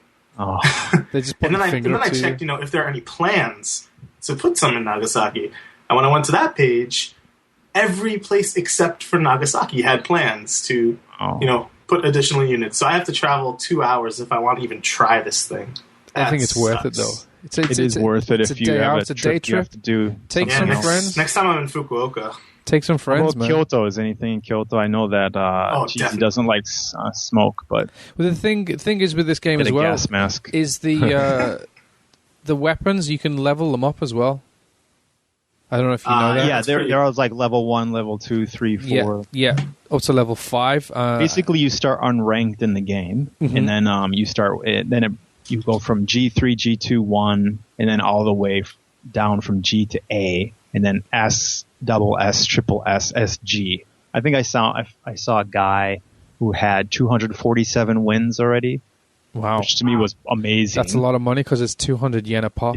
It's 200 yen a pop, but at least at my arcade, you got to play twice. Right. Yes. So you were basically about 5 minutes. I think it was out because you have a clock that runs down, and you have your team's life gauge, and you have your enemy's life gauge, and you all share. It's a team life gauge. So if you die all the time, the other team is suffering. And it's really cool because the way there's also like a subtle. This is to show you the depth of the game. If they take into consideration all the people that you currently have as a team targeted reticle wise, so if you have like 4 guys who you currently have, your team has reticles on, and if you kill all those people, it will assume that, and like part of the gauge will turn orange. So it's like if everybody who currently has the reticles on the enemies kills their guy, it will go down this much. So basically, it shows you whether your team is kind of at least on the offense or not. Mm-hmm. That's cool. Whether they're just running for cover or not. And also there's a mini map in a lower right hand corner, which I thought was, with what they do is they actually show it so that you can see who is aiming at whom. Right. So like they'll have like, and everybody's assigned a number. So it'll be like 4, and it was like you can see red versus your home team color. Like the red is the enemy, and we'll say there'll be a situation where they'll like 3 red lines are pointing at your guy. which basically means get the hell out of there. That's terrifying. Yeah, because everyone's pointing at if you pay attention to this mini map, it completely, and it's a 60-inch display, which I had to stand back because if you were just too close to it, I couldn't even take in the mini map. Yeah. Another thing of this as well is you get, when you finish the round you're fighting, you get points, and you can use those points to upgrade your weapons. Right, or it will take points away if you perform poorly. Yeah, and it'll take points away, not from just you, but your team as well. If you're in a team game, right, the whole thing suffers. Yeah, so everybody suffers. So on the it seems that each character has a different cost to upgrade their weapon. So everyone's not the same as well. Right. So depending on what character you are, say for instance, your left weapon would cost like 1,700 points, but your right hand side weapon would cost maybe 1,900 points. But that would be different on each character. So some characters would be more expensive, some more characters costly. Right. Yeah, some characters would be cheaper. So the characters are all very different. Like, for instance, there's a small little girl, we know, like with the big cuffs, but you look at her and you go, oh, she can't be too powerful, but she's insanely powerful and extremely quick as well. But you look at her and you go, oh, it's just a little cutesy little girl. But all these, I mean, then you've got the heavy weapons guy, which was the guy that Steven played, which was Akira. Guys. So I mean, like Ken and Do put together. He's that big. Yeah, he's mad. And I played a lot with a girl that looks like Bayonetta. Right. Yeah. I think her name was Olga. Okay. I also played Aaron Burroughs, who was like this big red trench coat guy. Right, that's the main guy, right? Yeah. Yeah. So I mean, all the characters are very different. You've got your fast characters, you've got your heavy weapons characters. And they all play very different because they've all got different guns and they're all different. Right, some are snipers, so it's also about having like a good team, a good balanced team as well. So it's like you can't just all be the same character. You have to be like a couple guys who are snipers and people who are up close. Speaking of snipers, there was somebody on my team who was a sniper who basically just flew to the top of a building and basically sniped people from the top of the building until somebody realized what was going on, and he took the building down from underneath them and killed them. There's certain buildings in the game that you can destroy and certain ones that you cannot. Maybe that changes with different weapons, or maybe what level the weapon is. Well, in the strategy guide, they were showing like these buildings can be destroyed, these cannot, or something like that. Right. Okay. But there's like, you got to know, usually the destructive buildings give you the best tactical advantage as a sniper. So some people were even just like preemptively destroying certain buildings. Right. Okay. So they were just starting the game and then turn around and just started blowing stuff up. Right. Wow. Yeah, but this game is awesome. I'd love to see this on the home arcade. The home console. Yes. Would it definitely? Yes, most definitely. It would definitely need the set of the controllers, though, because the whole fun aspect of this game is putting the two weapons together. I'm kind of worried that maybe after like heavy playage that these things are going to take a beating. I hope that's not the case, because I mean, you are in one game, you're ripping them apart, stacking them, taking them off like multiple times. After a couple months, I hope they can hold up. Yeah, I mean, if they did bring it to the home, they wouldn't be just only able to play it with the peripherals that you buy it with. You would be able to play it with a controller. Right. They would have to, right? They couldn't force you to play it with certain peripheral, would they? It would be pretty. I mean, they could. The controls would be expensive. I guess they could, but yeah, that'd be really expensive. Yeah, it'd be like a move thing. Yeah, I mean, it might work really well with the move. Or at least to move on some kind of dock, the Navi controller or something like that. Because you definitely need the analog sticks to move around. Then you got free camera as well if you press both of the analog absolutely. sticks. You depress both the right and left analog. And because I'm an FPS player that play a lot of shooters, I immediately did that because I was so sick of me too. Moving to the right and cycling through. But I don't know, having given the game an honest go, because I probably spent about $25 on the game, about Nissan Gohyaku yen, 2,500 yen. Wow. I didn't expect to be there, but I was there like a good 3 or 4 hours playing it. And for a good while I used free camera, and immediately I was I felt much more comfortable, but I wasn't doing as well as I was with the cycling, the toggling on. Oh, so really? I think I'm going to go back to the toggle, and I'm watching all the good players there. Like I watched one guy who had about 150 wins and then like about 40 losses, and just seeing him play. And it seemed like one of the major tactics of the game, because you can actually see where all the enemies are, even if they're behind buildings. Mm-hmm. So a big part of the game would be being behind a building, lining up your target. Then you can't shoot, obviously the building's in the way, but he would jettison up, like with jetpack up, until the point where he'd have an advantage. But the whole time he's keeping his steady hands trained on the exact same target. Right. You know what I mean? So it's a lot of like you're right up in front of the building, but you're shooting right up, and then you can rain down on him with a fusillade of bullets, but you're already on him with the reticle. So you're not going all over the place, I was kind of spazzing out in the beginning.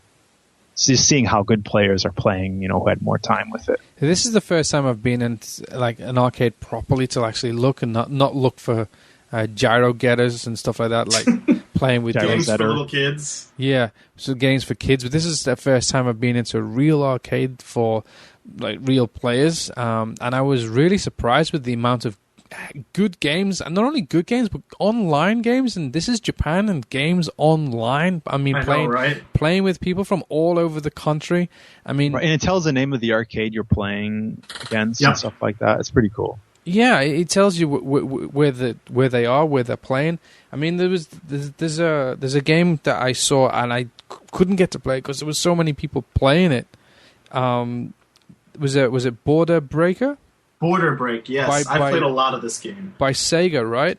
Yeah, it's basically a third-person mech game, action shooter, but it's like team-based. And it's strategy as well, right? It's strategy as well, and you use a mouse and like a kind of a joystick to play the game. And of course, you have a card system, and I believe 100 yen gets you like 100 like in-game seconds. It's kind of strange. But you get to play online with other teams from like all across the country at different arcades, and it's really a ton of fun. At my arcade, there's a set of 4 machines lined up next to each other. You sit down on a little chair, and then in the corner they have this really big 60-inch flat screen HD screen that sort of shows the battle that's going on. Right. From, like, they had really that for cool camera angles. GunSlinger as well. Yeah, which is really neat because if you're waiting to play, you can watch the match that's going on right now. They even have replays. They have that. You go to a place and have it watch the whole game you just played, which is amazing. It's very cool. They have this big monitor with basically all of these online games now as well, because there was that Sengoku Taisen. Taisen, right?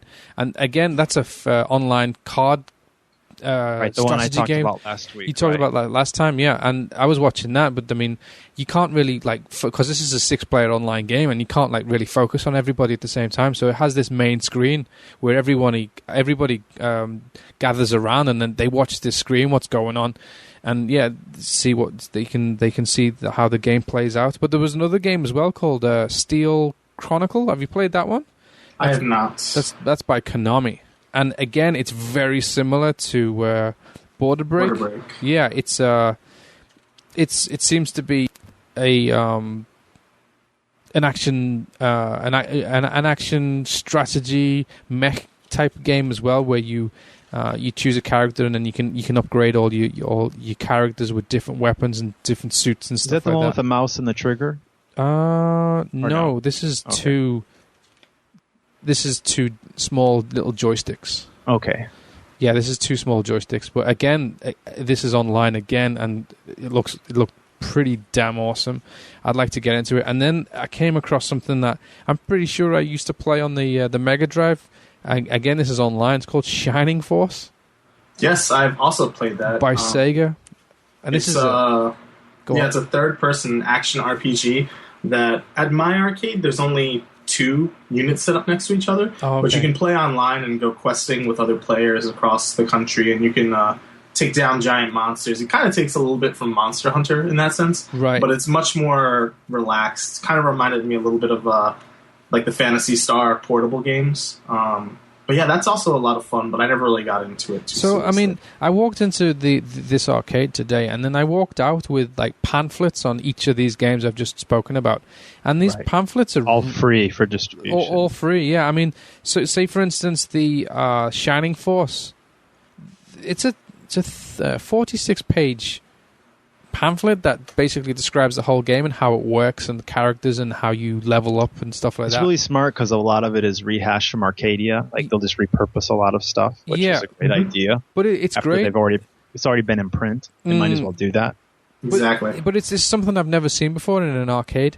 Like you walk in and you've got access immediately to information. Like, oh, I want to play that game, but I don't know how to play it. Oh, here's a pamphlet. Well, for Gunslingers, I just sat there and read the book for like 20 minutes. Right. They got a book there as well, but they've also got a Famitsu guide as well called Extra. Famitsu was a Gunslinger Stratos. Yeah, it's like an extra. It's an extra, and that's 23 pages long, and it's got the whole outline, how the game works, the battle system, the characters, what level you can take each weapon to, and how the online works and stuff like that, and how your card works as well. I mean, they've got all of these pamphlets in the arcade, and it's like, yeah, it's great. You can go in there not knowing about the game, pick it up, and you can educate yourself while you're sitting there waiting to actually play it, so you don't actually walk in blind. Right. So it's funny though, because for Gunslinger Stratos, people were really reluctant to play. I think they were really intimidated. Yeah, that's what I thought as well. There are a lot of people there, I could just see them. They're looking at it going, this game looks so awesome, and damn it, I got to get over this suck hump, and it looks so good. I want to be badass. And, they're just kind of like, maybe I'll come back later when no one's here. Exactly, yeah. There was a lot of that. I was surprised to see that. Just get in. I'm just surprised, though, how well these online games work, yet some of the Japanese online games for the home consoles are not particularly great. Well, they got to have a really strong nationwide network for these to even be worth the amount of money they probably pour into them. Right. I mean, yeah. Well, for a lot of these games, for a lot of these developers and publishers, like these arcade games make big bucks for them, and so they have to kind of make sure that everything works. Why aren't they bringing? There's just so many arcades around too that they're just capitalizing on. Why aren't they bringing these to the home console though? Because I mean, wouldn't these work? I mean, a lot of them though have very specific experiences that you could kind of recreate on the console, but at the same time they would kind of be missing what made them so special in the first place. Right. You're killing arcades in a way, but they're going the extra mile to make everything unique so that it can only be enjoyed in the arcade. So they're trying to make a situation where you have to go to the arcade so that it makes don't sense. go out of business, Yeah, but also when you look at it, like you got Persona 4 in the arcade as well, but that's just being released.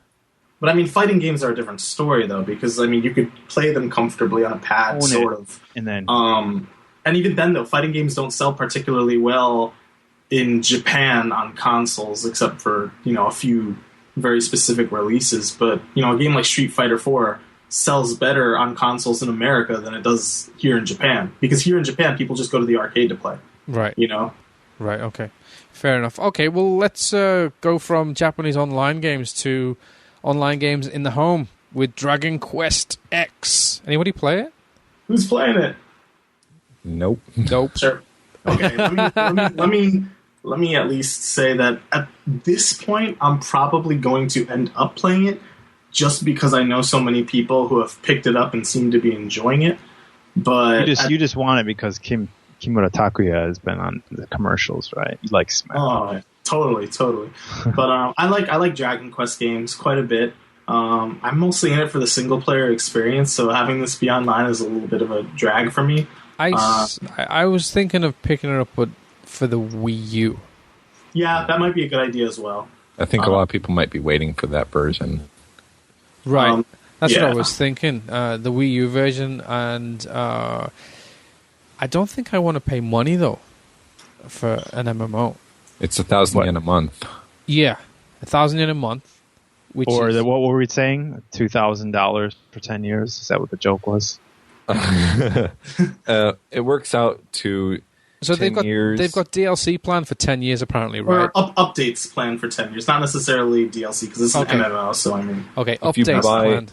all 3-month packs at 2,900 yen each, over the course of 10 years, you will pay 116,000 yen, which is roughly $1,100. They don't have any upfront packs where you can just pay it all upfront in one lump sum. No, just pay packs. Well, Just take my life, take my money. They have schoolgirl. They have school time, right? Like so, from 4 o'clock till 6 o'clock, it's free.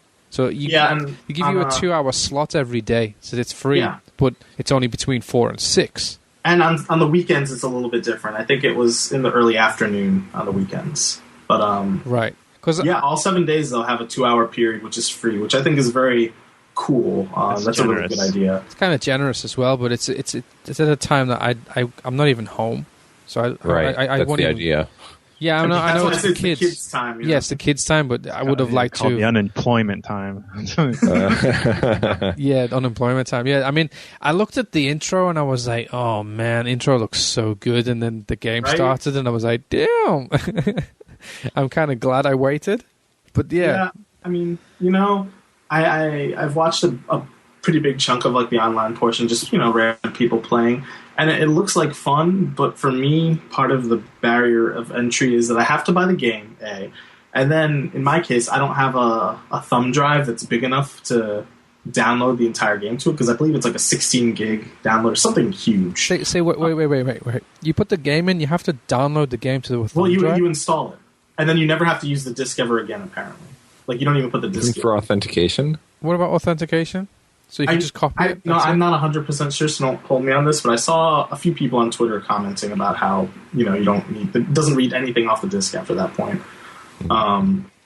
But I don't have, a stick big enough, so I'd have to get, my own stick. Plus, subscription fee, I'd probably be paying well over 10,000 yen just for this game, right off the bat. And for me, right now, it's a little bit too much for a game that I'm not sure I would actually sit down and play all that much. I mean, I'm having trouble making time for Phantasy Star Online 2, and that's a game I love to death and try to play as much as I can. Right. But it's hard to find time to really put into it, and that's not even a full-blown MMO, not like Dragon Quest X. So, I mean, if I bought it now, it would just be sitting there. So I might end up waiting for the Wii U version or a price drop. I mean, there were plenty of copies in stores when I went around this weekend. So maybe I kind of hope that Square Enix overshipped and, they have to kind of drop the price down really quickly just to get rid of copies. Not that it bombed or anything. I was in the store on the Wednesday night.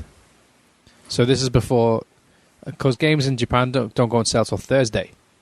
And normally it's Thursday, 10 o'clock when the store opens. I was in the store on Wednesday night and I stayed until it ticked over till 12. And the store purposely stays open to sell games, except they won't do it with any Nintendo products. They do it with everything else. Yeah. So I 10 minutes. They'll send their Nintendo ninjas, that's why. Basically, yeah. So at 10 minutes to 12, the store starts filling up. I mean not like 2 or 3 people. I mean 25, 30 people all of a sudden just go bing, just pop in. Gamers pouring in. It's just a load of games just all popped in. And they all stood in line, and every one of them bought Dragon Quest. And, about 6... Do you know how many years they've been playing that, though? 6 or 7 of them. Such a huge chunk of their boy life. Right. It's true. 6 or 7 of them actually bought the Wii to play it. Because they didn't have it, because it comes a special edition, right? Special edition Wii. So, I'm really curious what the numbers are going to look like for that, because me too. I don't think it's going to sell as well as the standard single-player Dragon Quest, but I don't think it's going to be anywhere remotely close to being a flop either. I think it's doing all right for itself. I don't think it's sold in the millions, but... I'm going to say in the 500,000, maybe a little bit over. Maybe something in the hundreds of thousands, because looking at the server status page, it looks like there are 20 servers that they've got set up. And if Nichan is to be believed, then there are 3,000 people per server that are supported. And each of the servers has a status saying that they're pretty busy. Yeah, there were points earlier where they were completely busy and they had to go into maintenance, I think, to make some room. But I mean, you know, there's been copies available in stores, you know, for what it's worth. But I mean, that just could be a case of Square Enix overshipping and treating it like a normal Dragon Quest launch when it's not quite. I mean, how much did Final Fantasy XI for the PS2 launch? Like, how many copies did they sell that opening week? I know it was not a whole lot. It was in the tens of thousands. Yeah, it was like somewhere around 60,000 or something very low, put it that way, comparatively. Mm-hmm. But I mean, that was, you know, they revealed recently that was their most, like, that game brought in the most profits out of all the Final Fantasies, didn't it? I mean, that's not surprising or anything, but... So, I mean, I'm very curious to see where Dragon Quest fans carry 10. So, if the server capacity is a total of 60,000 people, then that's pretty encouraging if it's packed at this hour on a Sunday night. Exactly, yeah. Oh, is that live information right now? Yeah, I'm looking at the server information page, and all but one of the servers are busy. Only one server is regular, and that's the one recommended for students. And you know, the interesting thing is that I've been digging around a little bit, and like I haven't seen anything in the way of like huge, like game crushing issues, which you would expect in the launch of an MMO. You know, like massively multiplayer online games when they launch with tons of problems and. You know, you have a hard time going anywhere without finding an article about how, you know, said game is having issues because of server overloads, you know, etc. And Dragon Quest X has seemingly been going by just fine. So, I mean, I'd like to believe they've learned their lesson from previous, you know, MMO ventures. But yeah, people seem to be enjoying the game quite a bit. So, they got to be doing something right. Yeah. Good. Okay. I watched the first 2 hours of it, and I was bored out of my gourd. But I mean, you know, Dragon Quest games, you know, the first 2 hours are like every Dragon Quest game you've probably The music was like burrowing like a mnemonic drill in my head. It was the same stuff over and over again.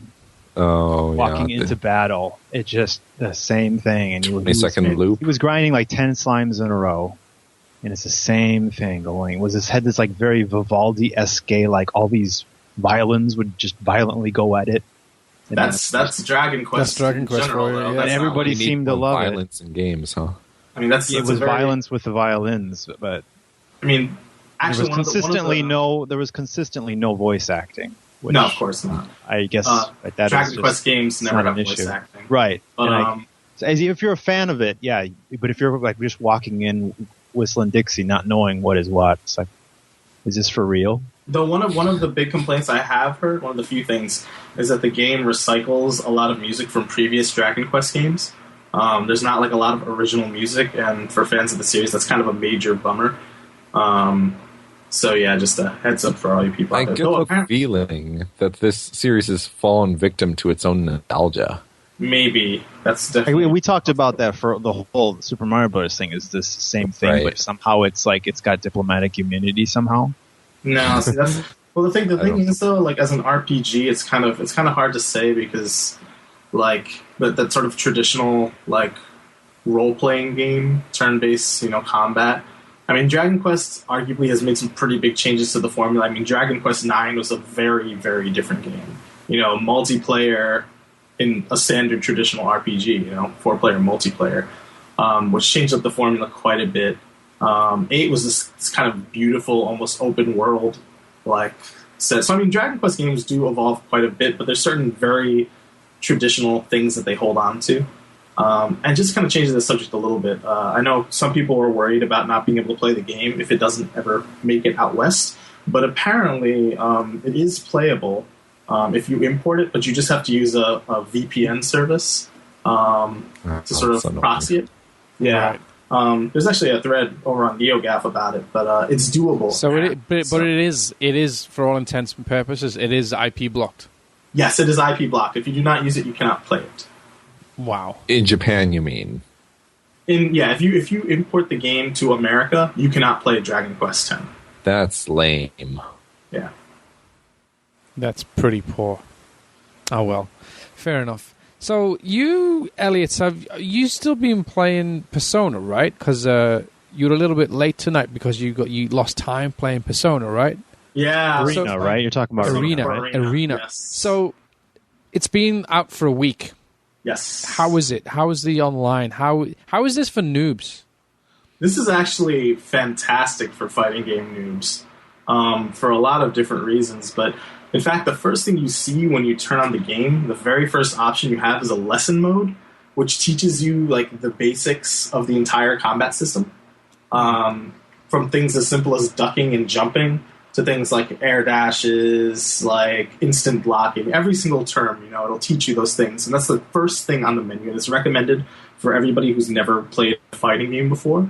And then, how long does that take to get through? I mean, for me it took like a minute, but for someone who doesn't know how to play fighting games, they're going to be reading every single line of text to see, to figure out what it is. So, I mean, maybe 30 minutes tops for the newbie. But it's a nice little sort of like opening course on how to play fighting games. And then the game itself is very friendly because it only uses 4 buttons, unlike Street Fighter, which uses 6. So you have, the A, B, C, D button. A is your light attack, B is your heavy attack, C is your light persona attack, and then D is your heavy persona attack. And, you mix combinations of that to make combos. But if you press the A button repeatedly, you do a really basic automatic combo where if you have the meter for it, you'll finish with a super at the end of the combo every time. This sounds like it would break the game, but it doesn't because it's very easy for veteran players to read and sort of know is coming, so it's very easy to kind of predict. But for new players, it's sort of a way to actually deal damage even if they don't know how to put in like the correct inputs. Also, unlike Street Fighter, there is no Shoryuken motion, so there's no sort of that zigzag motion that you have to do to pull out a Shoryuken in Street Fighter. So there's just quarter circle movements, only quarter circle movements, which is actually pretty friendly to newcomers because they don't have to figure out those really complicated joystick maneuvers, especially if you're playing on a pad. But yeah, it's very newbie friendly, and you can tell they also made it with Persona fans in mind in that sense. People who might not otherwise play fighting games normally. So this game finishes like 2 months after Persona 4, right? Yeah, it starts 2 months after Persona 4, I believe. So because Persona 4 has different endings, right? Yeah. How does it start off? Should I walk away from this? Not going to spoil.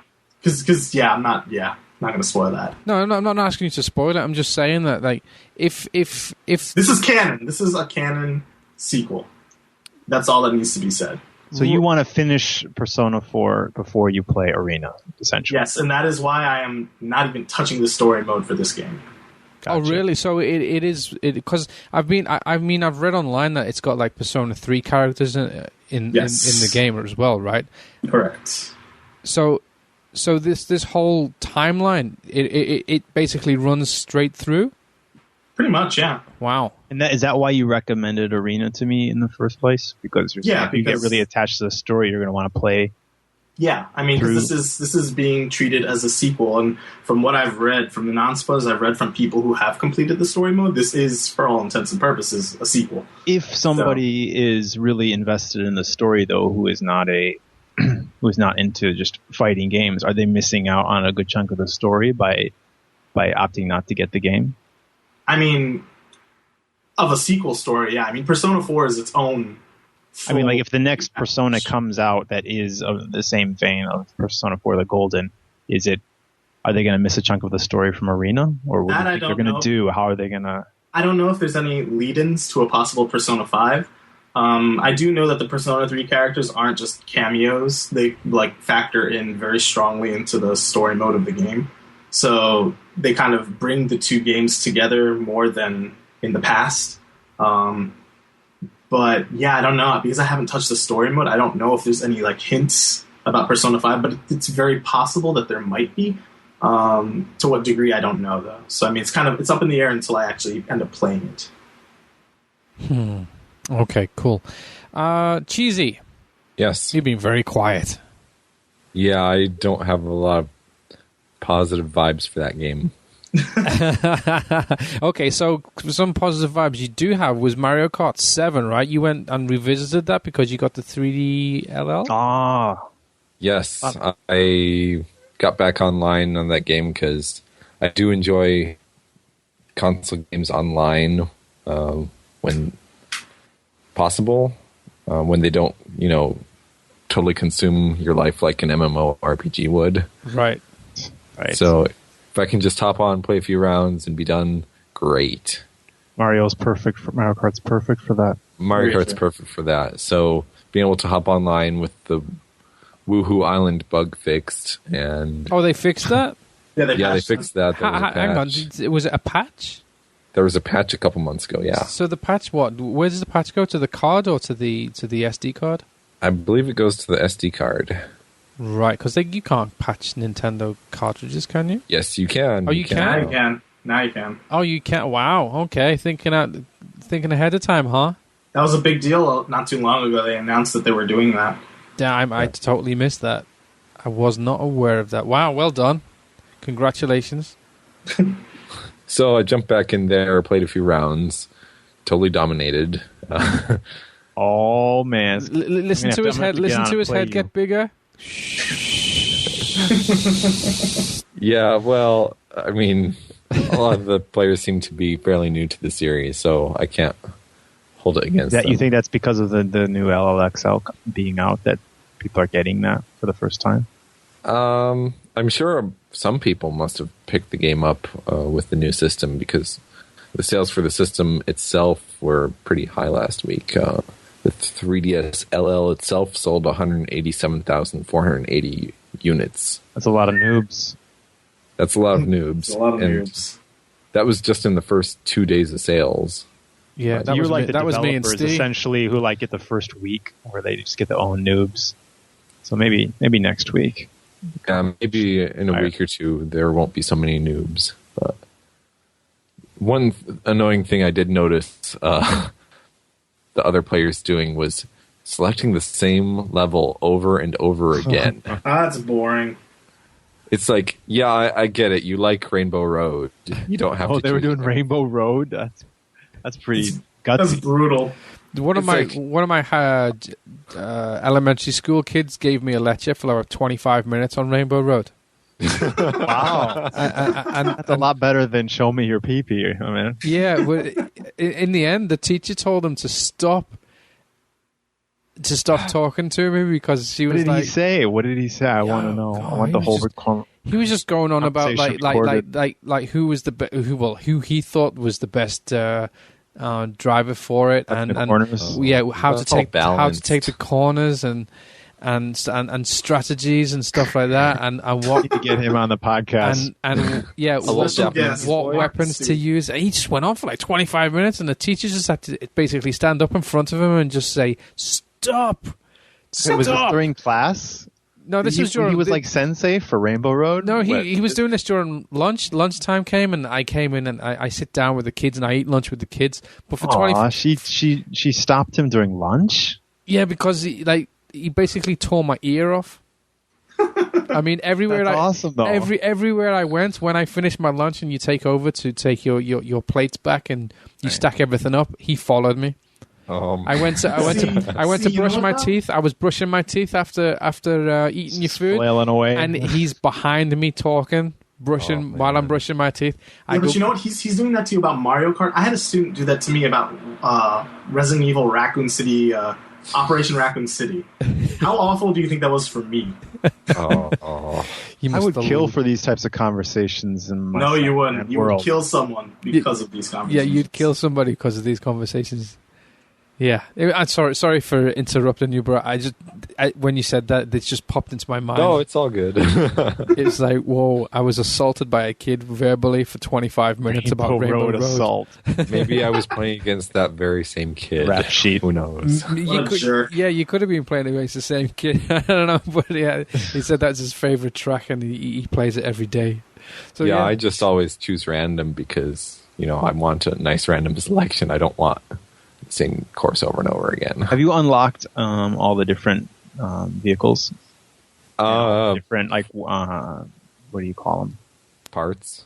Not the any part, but the you've got different tires, different the flying thingy. Cars, God. Gliders, yeah. Glider, that's the word. Listening to you struggle, Steven, was the highlight of my day. Yeah, I've unlocked probably the preponderance of the different parts, but I don't think I've gotten all of them. I certainly haven't gotten the gold parts. Well, looking at the media create from last week, it's jumped up 5 places from 31 to 26 with the release of the 3DLL. So it looks like a few people have picked it up. Yeah, so I wouldn't be surprised. Wouldn't be surprised. Yeah. So how is it performing on the new one, on the new LLXL? How does the game look? How does it look? Yeah. Yeah, it looks a lot easier to see. You can see the whole track spread out in front of you, and you know what's coming on the next turn. You see where all the coins are really easily. You see where the obstacles are. The 3D is much easier, right, on the eye? Yeah, I mean, it's definitely a lot easier to look deep into the field and see where everything is. Mm-hmm. It's not so much of a struggle like it was on the original 3DS. Yeah, because it was a bit too small on the original 3DS. But I don't think you really realized how small it actually was until you play it on a bigger screen and you're like, wow, this is a lot less painful on the eyes. Yeah. I don't think it's, squint my eyes to figure out what's going on screen. Right. I think it might be hard to go back. Oh, it is. I mean, when I did the live stream with Medi, it was extremely difficult to go from playing Super Mario Brothers 2 on the LL to then switching to the regular DS, right. 3DS. It was extremely difficult just because of this the real estate you've got. But yeah, totally worth buying it. Yeah. So, anybody got anything else? Nope. Good. So let's go to Zasshi time. Zasshi time. All right. Yeehaw! What's in Zasshi time, Steven? You're Zasshi master. I've diversified my assets so that Elliot and Cheese can handle that as well. Oh, okay. You've been delegating, have you? I think they did a really fine job last time. Oh, so you're going to sit back and put your feet up? I would like to for a while to see how that goes. Get your chocolates out. No, I mean, what jumped out at me was turn to page 242. Okay, children. 242. Turn the page. So, Soul Sacrifice is being more talk and very, I don't know. Anyway, looking at the few pages here, Wicked Glee is the feeling that comes to mind. Giant golden griffin monster comes to mind. they're I don't know if they're shooting themselves in the foot, but their concept art is so powerful. Yeah, if this game, as long as this game does not completely suck, I will definitely be buying, and I know it's coming out, the table book of conceptual art. Oh God, yes.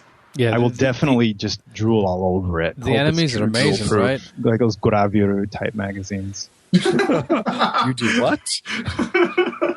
What? No, not that. I'm talking about... dude. TMI. Yeah, too much information. Jeez. Well done, sir. I didn't think you were like that. Drool. Yes, that's what we heard and understood. Okay. So in this... it's so they show the Griffin with bling, in other words. Yeah, they've got this incredible Griffin armor. Golden crusted.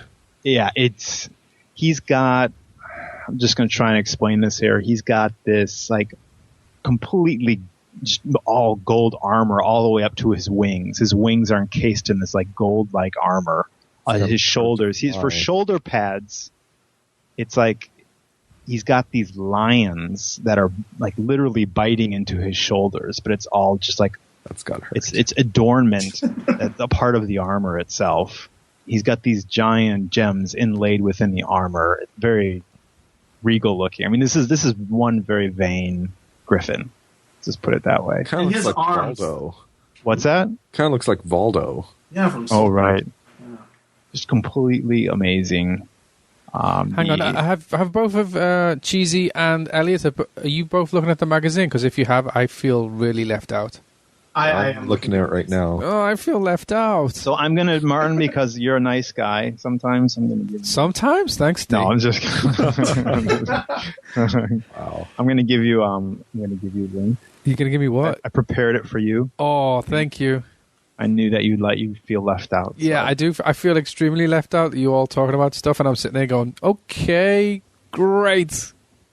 Inafune doesn't want you to be left out. Inafune loves me. Yeah. Like he loves everybody, like his own children. Man, his picture on page 245, he looks like these guys again. Yeah, he looks like he's kind of judging you. He's like, oh, yeah, here we go. Right. And then, so the next that they have, you'll see in the pictures that I just provided you, they've got this weapon that is basically a plant sword. The plant. I'm trying to. It looks like a root. It's like something. Yeah, it comes from the vegetable kingdom. It's they call it in Japanese kenshi no naegi, which is basically something that was instantly fashioned, a weapon that's instantly fashioned from a tree sapling. So, like the whole game, that we were first explained about, like how you're going to be sacrificing body parts. You only have so many body parts, so you have to make offerings, which you can also use to power up. And this is an example of giving this like tree sapling that will instantly fashion into this sword. And yeah, it's pretty cool. You can see in the conceptual art that when he swings it, these leaves are dancing around it, and it's pretty wicked looking. Yeah. In English, they could call it the root of all evil. Oh. Shazam. Oh. Well, look at you, Mr. What do you think about that? That Translocalizing? conceptual art, it's pretty amazing, isn't it? It is. It's very cool. I mean, these people are supercharged and pumped. They also have another picture of. I don't have a link for this. Sorry, Martin, but It's okay. It's not. Keep going. it's like the only way to describe it is. Do you know those like Hindu gods? Those big like brass statue Hindu gods that are depicted with all the multiple arms. Yes. They're brandishing all the swords. Yes. So it's like. Imagine a Hindu god, except without legs. It's got a hilt. You with me? So, in other words, he is swinging around a sword that is basically a Hindu god, Kali Hindu god, with 5 arms at the end of the sword, and they all are holding swords themselves. Well, it looks like he's holding its leg. Leg, yeah. He's holding its leg. It looks like it does have legs. It's got 2 legs, but it looks like he's just holding one of its legs. It looks like it's standing on Right. one leg. And Yeah. so, Oh, you have the picture there? Yeah, I can see it. Yeah, I can see it. Yeah. It's like I'm just like, what are they taking over there to come up with these ideas? Maybe it's just the Japanese summer. It's so hot, they're just going delusional. Yeah, more like some Magic Kingdom mushrooms. Yeah. But so I don't know. I'm just really, once again, more pumped for this game. Yeah. I don't know how you. Elliot, geez, were you guys on this? You've been pretty quiet about. I mean, this is a day one for me. It just looks aesthetically, it just looks so crazy that I can't help but want to try it. Not to mention, I've always been wanting to get into the whole like hunting genre, which this looks like it's going to be fairly different from, but I still like the idea of taking down giant monsters with 3 other pals, and the whole sacrifice system just sounds really interesting to me. So Cheese, is this purchase a formality for you, or are you really excited? Or are you not getting it? Yeah, personally, I don't really go for the uber violence. Fair enough. So, I mean, I think probably this is probably the pinnacle of uber violence. And I definitely applaud, a creative vision being applied here. And I want to see people having the freedom to create whatever they want to create. But it's, just not my cup of tea. Fair enough. It's probably because you threw it all in the river. What? You mean Boston Harbor? The harbor, okay, the harbor. Whatever. Best forgotten, right? No, I'm going to keep bringing it up. Gotta wait till next July, man. Yeah. Next. A month too late. Okay, go ahead, guys. I just wanted to share those tidbits because it's pretty amazing. Okay, I guess I'll talk about Resident Evil 6 for a little bit. This is kind of a formality, though. I mean, I know I'm going to end up getting the game. I'm going to play it. I'll probably enjoy it, but none of this stuff is really getting me hyped for it. It's just kind of like, oh, look, more details. So this week in Famitsu, they kind of go into Ada's campaign a little bit. They talk a little bit about her campaign, which looks a lot more like classic Resident Evil. Darker stages, kind of a more slow, methodical pace. It kind of reminds me a little bit from what I'm looking at of Resident Evil 4, more along the lines of that style. I couldn't finish Resident Evil 4. I got scared and had to turn her off. Oh, God. What? Is that why you left the room while I was playing Ikeni no Yoru? No. I think my child's crying. No, I was playing. I know that the town just freaked me out. You know the beginning of the town. Really? That early on? It just freaked me out. I was like, I don't know. It was the I had the Panasonic Q. The Panasonic GameCube. Yeah, oh, yeah, the Q, yeah. The Q, right? Right. As far as I'm aware, it did 5.1. It had a better sound system. Anyway. Oh, the Dolby. Yeah. 2, yeah. Yeah, but anyway, I had the sound on and I had the headphones on, and it just freaked me the hell out. I couldn't play it anymore. I just had to switch it off. I was like, I'm going to take it back to the store. I've had enough. Oh. I mean, I thought I was going to be like that with Condemned. I don't know if you played Condemned. I've heard of it. Yeah. But I got through that and I was thinking, it can't be too bad. I couldn't play it. It's like 20 minutes into it, my heart was going boom, boom, boom, boom, boom, boom. Switch it off, taking it back to the store. I can't do it. Watch a couple Disney films and I watched Lilo and Stitch instead. It was easier. I don't know. That's pretty frightening too. But anyway. Yeah, sorry, I'm a pussy. Ada's campaign, it definitely looks like it's a little bit more along the lines of Resident Evil 4, which is certainly a welcome change of pace. And it also seems as though you have crossover with Leon and Helena's campaign as well.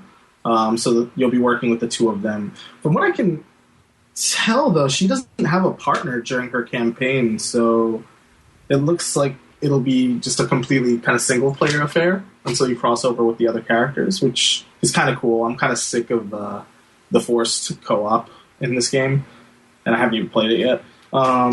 Then it talks a little bit about the new multiplayer mode, the Agent Hunt, where you can play as the zombies and hunt the players, which is pretty cool, but I'm not really all that interested in. And then you have a few new shots of some of the BOWs, but, I mean, nothing you haven't really seen before at this point.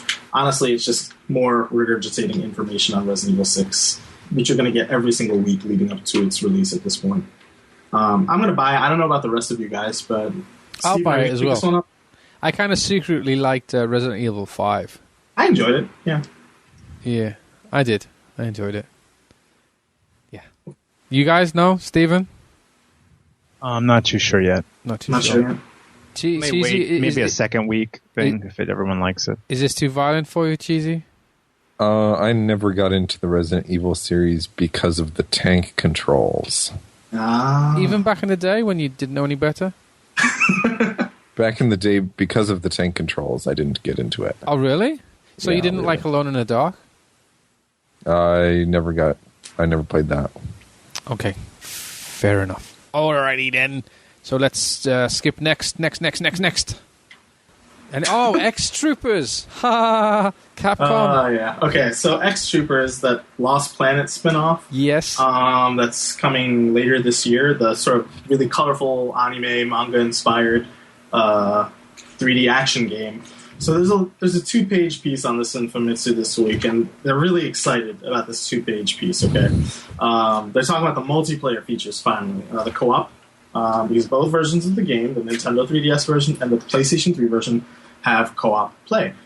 So they introduce a couple of the characters that you can partner up with, which is all well and good. And then under the PS3 version, they talk about how you can play online with other players from all across the country, which is really cool. And then in the Nintendo 3DS column, they're like, you'll be able to play with people who are right next to you. And then you think about it for a little bit, and you read further, and you realize that they're really excited about you being able to play locally with 3 other people on the 3DS. And then you keep reading, and you realize there is no online play for the 3DS version, is there? Oh. And then you shed a single tear, close your issue of Famitsu, and go to bed. Is this... is it in association with McDonald's? Maybe at this point, maybe it's like a McDonald's exclusive thing to get people to go to restaurants. But yeah, that's really disappointing for me. So this is a no buy then for you because it's got no online. It's a purchase. It's still a buy. You still going to buy it on the 3DS? Not sure if I'm going to buy it on the 3DS anymore, but I really like 3D third-person action games like these. Right. And this doesn't look like it was designed specifically to be like a multiplayer experience like Monster Hunter is. Mm-hmm. It has a full story mode and like sub quests and stuff like that. So I'm happy to also just play with the computer characters. That's fine with me. But it's definitely disappointing, and it strikes me as, in this case, I should stop expecting online for Monster Hunter 4 because it's just never going to happen, sort of thing. Why aren't they? Up. What's going on? I've given up, yeah. Why isn't Nintendo like helping third party with online? Because Mario Kart got it so well. It was so well done in Mario Kart. Why can't they help them get online sorted for other games? What's going on? Because it's not hurting them if they don't include it. In Japan at least, which is their primary market. Like Monster Hunter, for instance, is a Japanese franchise that has done extremely well in Japan, and there's no reason for them to have to put the extra work into online for a market that doesn't really care. I'm not talking about Monster Hunter, though. I'm talking about... But this is another Capcom franchise, and they're doing the whole co-op thing, and they realize that they don't need to put online in because the people who are going to buy it are still going to buy it. Well, surely if they get it on one machine, for one game, they can bring that across onto other games as well, right? And then reuse it. Maybe, but again, that's effort, that's money and time, and if they can get away with not having to do it, then there's no reason to do it. It's just really I think it's a huge shame, and I think it's a huge missed opportunity when they don't have it online. I do too. When I don't mind not having online multiplayer in a game that doesn't have multiplayer. I don't like the idea of forcing multiplayer into games just to have it. But when a game is already going to have it, then... But imagine Mario Kart 7 without the online. Yeah. Yeah, that would be terrible. You have to go to McDonald's and play kids in McDonald's. Oh, no. You can't approach Chicken McNuggets. high school kids and ask them to play. I know, exactly. So... that would be a sad day. I don't get it. I don't get it. Play with me. But yeah, I read this article, and at first it didn't dawn on me that they weren't talking about online play at all in the 3DS column. And then when I kind of pulled back a little bit and I looked at the two next to each other, on the PS3 one in big blue font it says, play online with players across the country. And then in the 3DS one in big orange letters, play next to your friends. And I was just like, oh no. 3 exclamation points. There's no exclamation points. A little bit of blood splatter from the guy who wrote it. It gets pretty close. I'm still excited about the game because it still looks like Mega Man Legends 3, the continuation. And it very well might be. You know what? Some people were saying, Capcom said it's not the same team. I'm not inclined to believe things that game companies say because they outright lie at times, which I get. I understand. But it's like, their word isn't the final word as far as I'm concerned at this point. Let us know who's in the credits. Exactly, yeah. But I'm still looking forward to this. It comes out November 22nd, and it's a day one for me on one of the consoles. I just don't know which one. I'm more likely to finish it on the 3DS than I am the PS3. So yeah, because I've gone real heavy on handheld gaming because that's where I get most of my gaming done now. Likewise. I just wish it was on the Vita. Yeah, me too. Did you guys carry man bags at all? I do. I have a bag. Martin's obsession. What's that? I've been forced to start bringing a satchel. Yeah, it's not really a man bag. Not like the Japanese man bags. But... Oh, I have a Japanese man bag. It's glorious. So one quick thing that I do want to talk about that's not in Famitsu and literally just got announced maybe an hour before we started our show today. So this will be old. Screenshots for Yakuza 5? No. New Blazblue, the fighting game from Arc System Works, got announced. So same developers of Persona. It's called Chrono Phantasma, and this is actually like a full-blown sequel to the previous Blazblues, and it's actually entering arcade testing tomorrow, despite being announced today. And whoa, text message. And there are 3 characters. Somebody's popular. I have no idea who you're talking about. That was like 3 hours and one text Airplane message. mode that, please. Anyway, there are 3 new characters, new moves, brand new music. Sprites are being redrawn entirely, so they have new outfits, new idle animations, etc. So this is not just like a small update, but a brand new game. And it's going to be hitting arcades this year in the winter. And I just want to throw that out there for the fighting game fans who listen to this, because I know I'm not the only one. So, yeah. That's pretty awesome, though. So now it's going to be in the arcades then. So are you going to take a trip down to the arcade and play it? Oh yeah, I mean, Persona is my main game right now, but before that it was Blazblue. So I've been waiting for a new game announcement for some time now, and this is perfect. I'm really excited for this. Hoo-ha. Yeah. Nice to keep the arcades, the choo-choo train of arcades coming out steady. Exactly, I love it. Well, if the games are to the quality of the games I've played today and seen today, I'll be in the arcades a lot more than I should be. I recommend you might get in some rhythm games too if you spend any more time there. Rhythm games? Yeah. Yeah. Some fantastic ones there. That big washing machine one. What is that? I don't know what the washing machine one is. I know that there's a new Jew beat out. Yeah. I'm looking forward to play that. There's a huge line of chicks playing that game. Oh yeah, it is. Is that why you're interested in it? Oh yeah. You tried so hard to hide that. You like to watch, HD. You like to watch it. Anyway. Cheesy, do you want to talk about Bravely Default Flying Fairy, the greatest title ever? Best title Best name ever? Or what? I swear, in America, it's probably going to be retitled to be Final Fantasy Flying Fairy. 4F? They just call it 4F? Yeah, something. I don't know. But as bizarre as the title is, the contents, are clearly straight out of 4 Warriors of Light. Yes. Which was a Final Fantasy spin-off. So the fact that Square Enix has finally dropped the pretense of the Final Fantasy title is nice. Yeah. It looks good. So the demo came out. Was it today or yesterday or the day before? The 4th demo came out. Right. There is a real game behind this, right? The 4th demo, when did it come out? Must have been Thursday when the magazine was released. Okay. Because there's an AR card right here in the middle of the preview that you can tear off and put in front of your 3DS. Oh, sweet. Okay, because I downloaded the demo. I haven't fired it up yet. Yeah, I haven't played it yet myself, but I plan to go through all the demos hopefully this week. And yeah, they all give you very, very light portions of the game, just kind of showing off specific. Right. So what's in the what are they talking about in the mag? So in this edition of the preview, they introduced the 4th character of the party, whose name is Ring-a-Bell. Who? Which is funny. The name rings a bell, did you say? Yeah.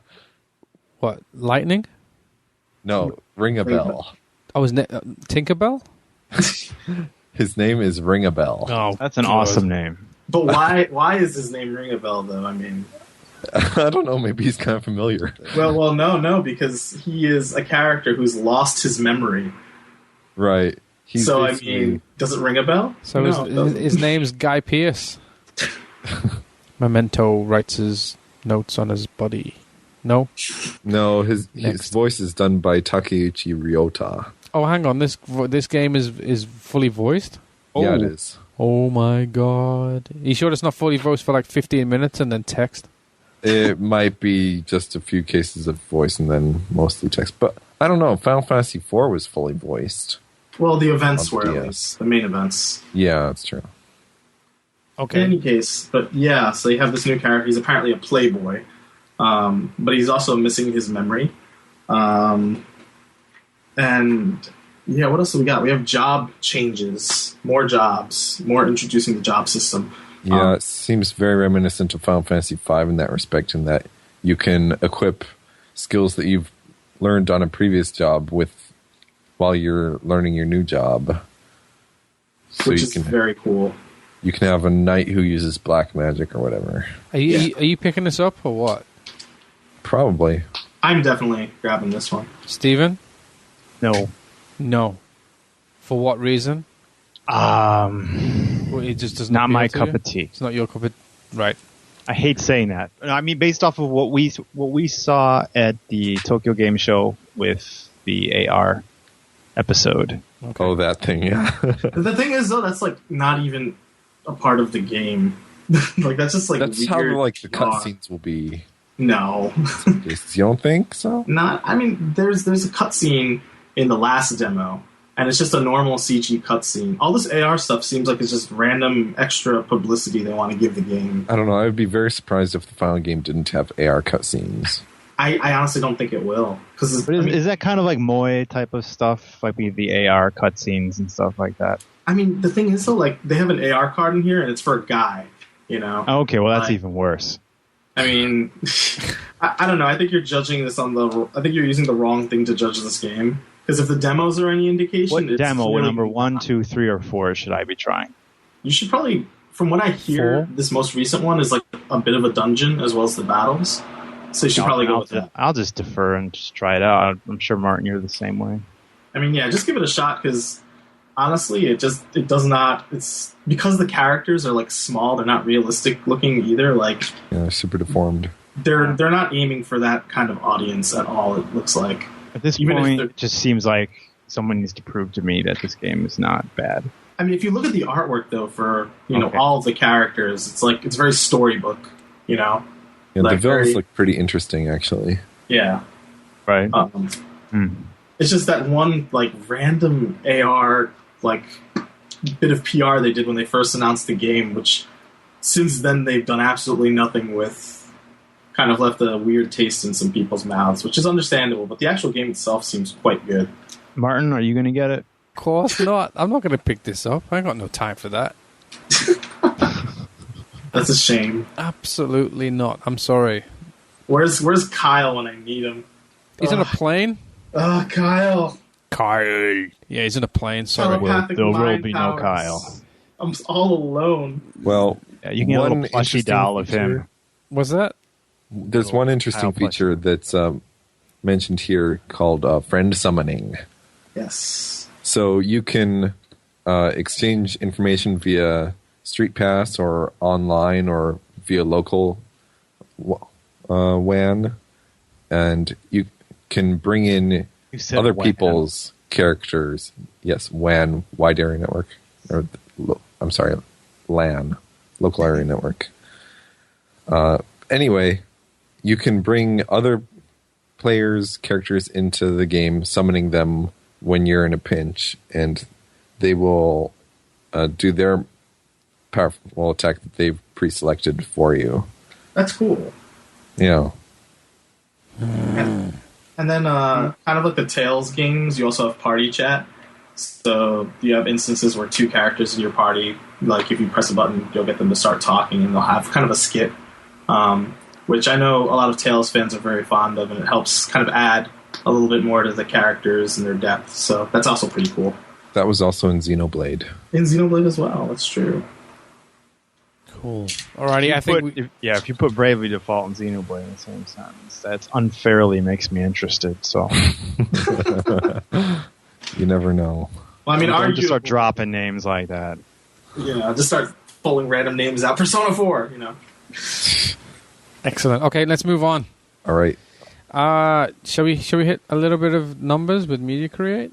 Yeah. Yeah, there's some pretty interesting numbers this week. Alrighty. Well, if you're pretty interested in them, you want to read them? Sure. Go for it. Coming at number 1 was New Super Mario Brothers 2. Okay. And that was how many? 407,503 units. That And was 2 days, right?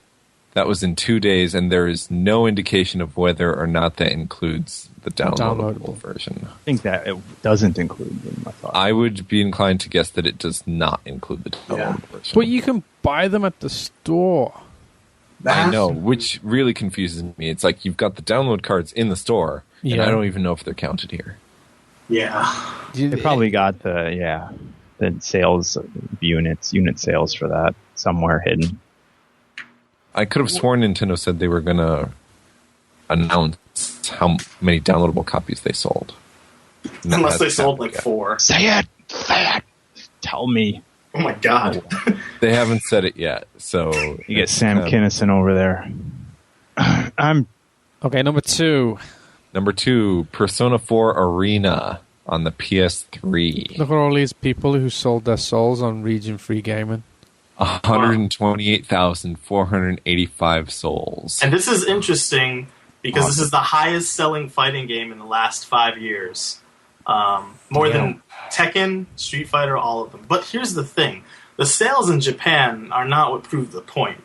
It'll be the sales overseas that do. Because these numbers, I bet you these numbers would not have changed a bit if they hadn't Japanese players are oblivious to the region locking. Exactly, yeah. Totally. So they have no idea that it happened. They weren't informed in any of the mainstream Japanese gaming press. Exactly. So these numbers... Famitsu was definitely silent. Well, does somebody need to create like the real truth, like a Twitter account where it's like all the nasty truth and pump it out in Japanese? But I mean, the thing is, they wouldn't care because they were never going to import from overseas to begin with. That's not. It doesn't affect them, so they're not going to be bothered, right?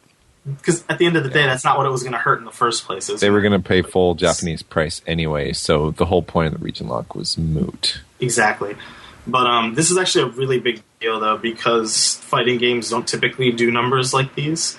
I think, number 2 best-selling fighting game was like Tekken 6 in terms of opening week. So Persona 4 Arena made some serious bank for Index, the parent company of Atlas. Yes. Coming in at number 3, I know Elliot's going to be excited about this one as well. Nayuta no Kiseki. Mispronounce it. Aww. Nayuta no Kiseki. 74,860 units. And this is significantly less than the last Kiseki game, which was Ao no Kiseki, which did well over 100,000 units. But the difference here is that this is kind of a spin-off, and it doesn't connect to the main series. Are you just trying to spin it? Well, I mean, the thing is, it's an action RPG. Uh-huh. It's a spin-off. It's not part of the main series. It doesn't have anything to do with the storyline. Right. And if you look at Falcom's East sales, those also typically don't do the same numbers as Kiseki games. So this is kind of in that weird middle ground. Like, but you could also download this as well. So it might have changed as well. Probably not too much because maybe a lot of people bought it on the Vita. Either way, these are solid, good numbers. Nothing mind-shattering, but hardly like a failure. Yeah, no, I'm not saying it's a failure, but I mean, there's a lot of sales there that we don't know of because I know a bunch of people who bought it on the Vita, so... Yeah, you never know. Either way, good numbers. Yeah, pretty good. Okay, number 4. Pokemon Black and White 2, 73,420 units. It's basically sold 2.5 million units. Oh, that's hardly surprising at this point, which is obviously why it didn't come out on the 3DS yet. Right, okay, number 5. Was the game that scored 1 point higher than New Super Mario Bros. 2 in Famitsu's cross reviews. Yes, it was... Super Danganronpa 2, Sayonara Zetsubo Gakuen. Yes. Sold 69,000 units. Which is pretty great for Spike Chunsoft. Yeah, because this is an adventure game, essentially, with some cool elements, but it's still, a Japanese adventure game. So 70,000 units just about is pretty 69. tremendous. Yeah. Yes. Yeah, just round it off to 70. That'll do. Okay, number 6. Just Dance Wii 2. Yeehaw. Next. Came in debuting at 60,120 units. Number 7. Tohoku Daigaku Kare Igaku Kenkyū Kawaishima Ryuta Kyoju Kanshu Monosugoku no Kitaeru 5 分間の Oni Training. There we go, yeah, so that's... or Oni Training for short. Yeah, Oni Training. 5-minute Oni Training, right? Devil Demon Training. Demon Training, from the Brain Training series. That sold 40,272 units. So I might pick that up. Really? Thinking about it. Yeah. You want to get you want to decompress the plane, don't you, when you go into New England? Well, no, I like I don't know, when I was watching the direct feed, they had a big part of it was working on your retaining skills. Information, Yeah, and then and then looking at something else and being able to say what you just recall processed in your head. You've got to upgrade your RAM. Yeah, right. Basically, that's what it does. Yeah. Well, I wonder if that's actually true, because didn't they say something about the original Brain Training and then it totally got debunked? Well, no, like watching they would be like 5 + 7 = blah, and then it would go to the next question, and it wouldn't ask you what it is. It would go, 10 - 4 = 6, and then something, and then but you'd have to answer the next question, even though it's not there. You have to answer the previous question. I get you. When you can't see it. Cheesy's just answering these questions in the background. Yeah, he's got a pad, but you can't write on paper, Yeah. Cheat. Anyways, next, 8. Digimon World Redigitize, 31,037 units. Wonderful. Nice. That puts it over 100,000. Yeah, it does. It does, 116. Wowza. Cool. Okay, number 9. Kirby's Dream Collection Special Edition, 29,367 units. That's now 130,000 units total. Just about. Yep, pretty much. And number 10. The Super Dimension Fortress Macross, Do You Remember Love Hybrid Pack. This is was it the anime with a PS3 game? Yes. Something like that. That sold 25,753 units. Those numbers actually kind of surprised me, because I figured more Macross fans would come out and purchase this for the movie specifically, because it's an HD version of one of the greats. But yeah, I guess not. Fail. Hardware. Whew. Yeah, 3DS Man. sold a few units. I think Sony are kind of envious. A little bit. I think that it's Sony. I think Sony are envious of last week's sales as well, not just this week's. I think Sony's pretty envious of weekly sales for the past, 8 months, but that's just me. So the 3DS sold basically 230,000 units. And that's including normal model and the LL model. Yes. Holy balls. That's a nice little bump. Well, the 3DS the LL LL debuted. Yeah, debuted at 187,480 units. Yeah, wowza. That's without a charger as well. Oh, they should have hardware numbers on how many chargers they sold. Did they? No, they didn't, but it would have been funny. Chargers sold. 187,000 That would be pretty chargers. awesome. That'd be pretty funny, wouldn't it? How much money? Blue cases sold. Oh, Jesus! Yeah. How bad are the cases for the They're LL? terrible. I need one. Did Stevie Wonder design them? Because they're terrible.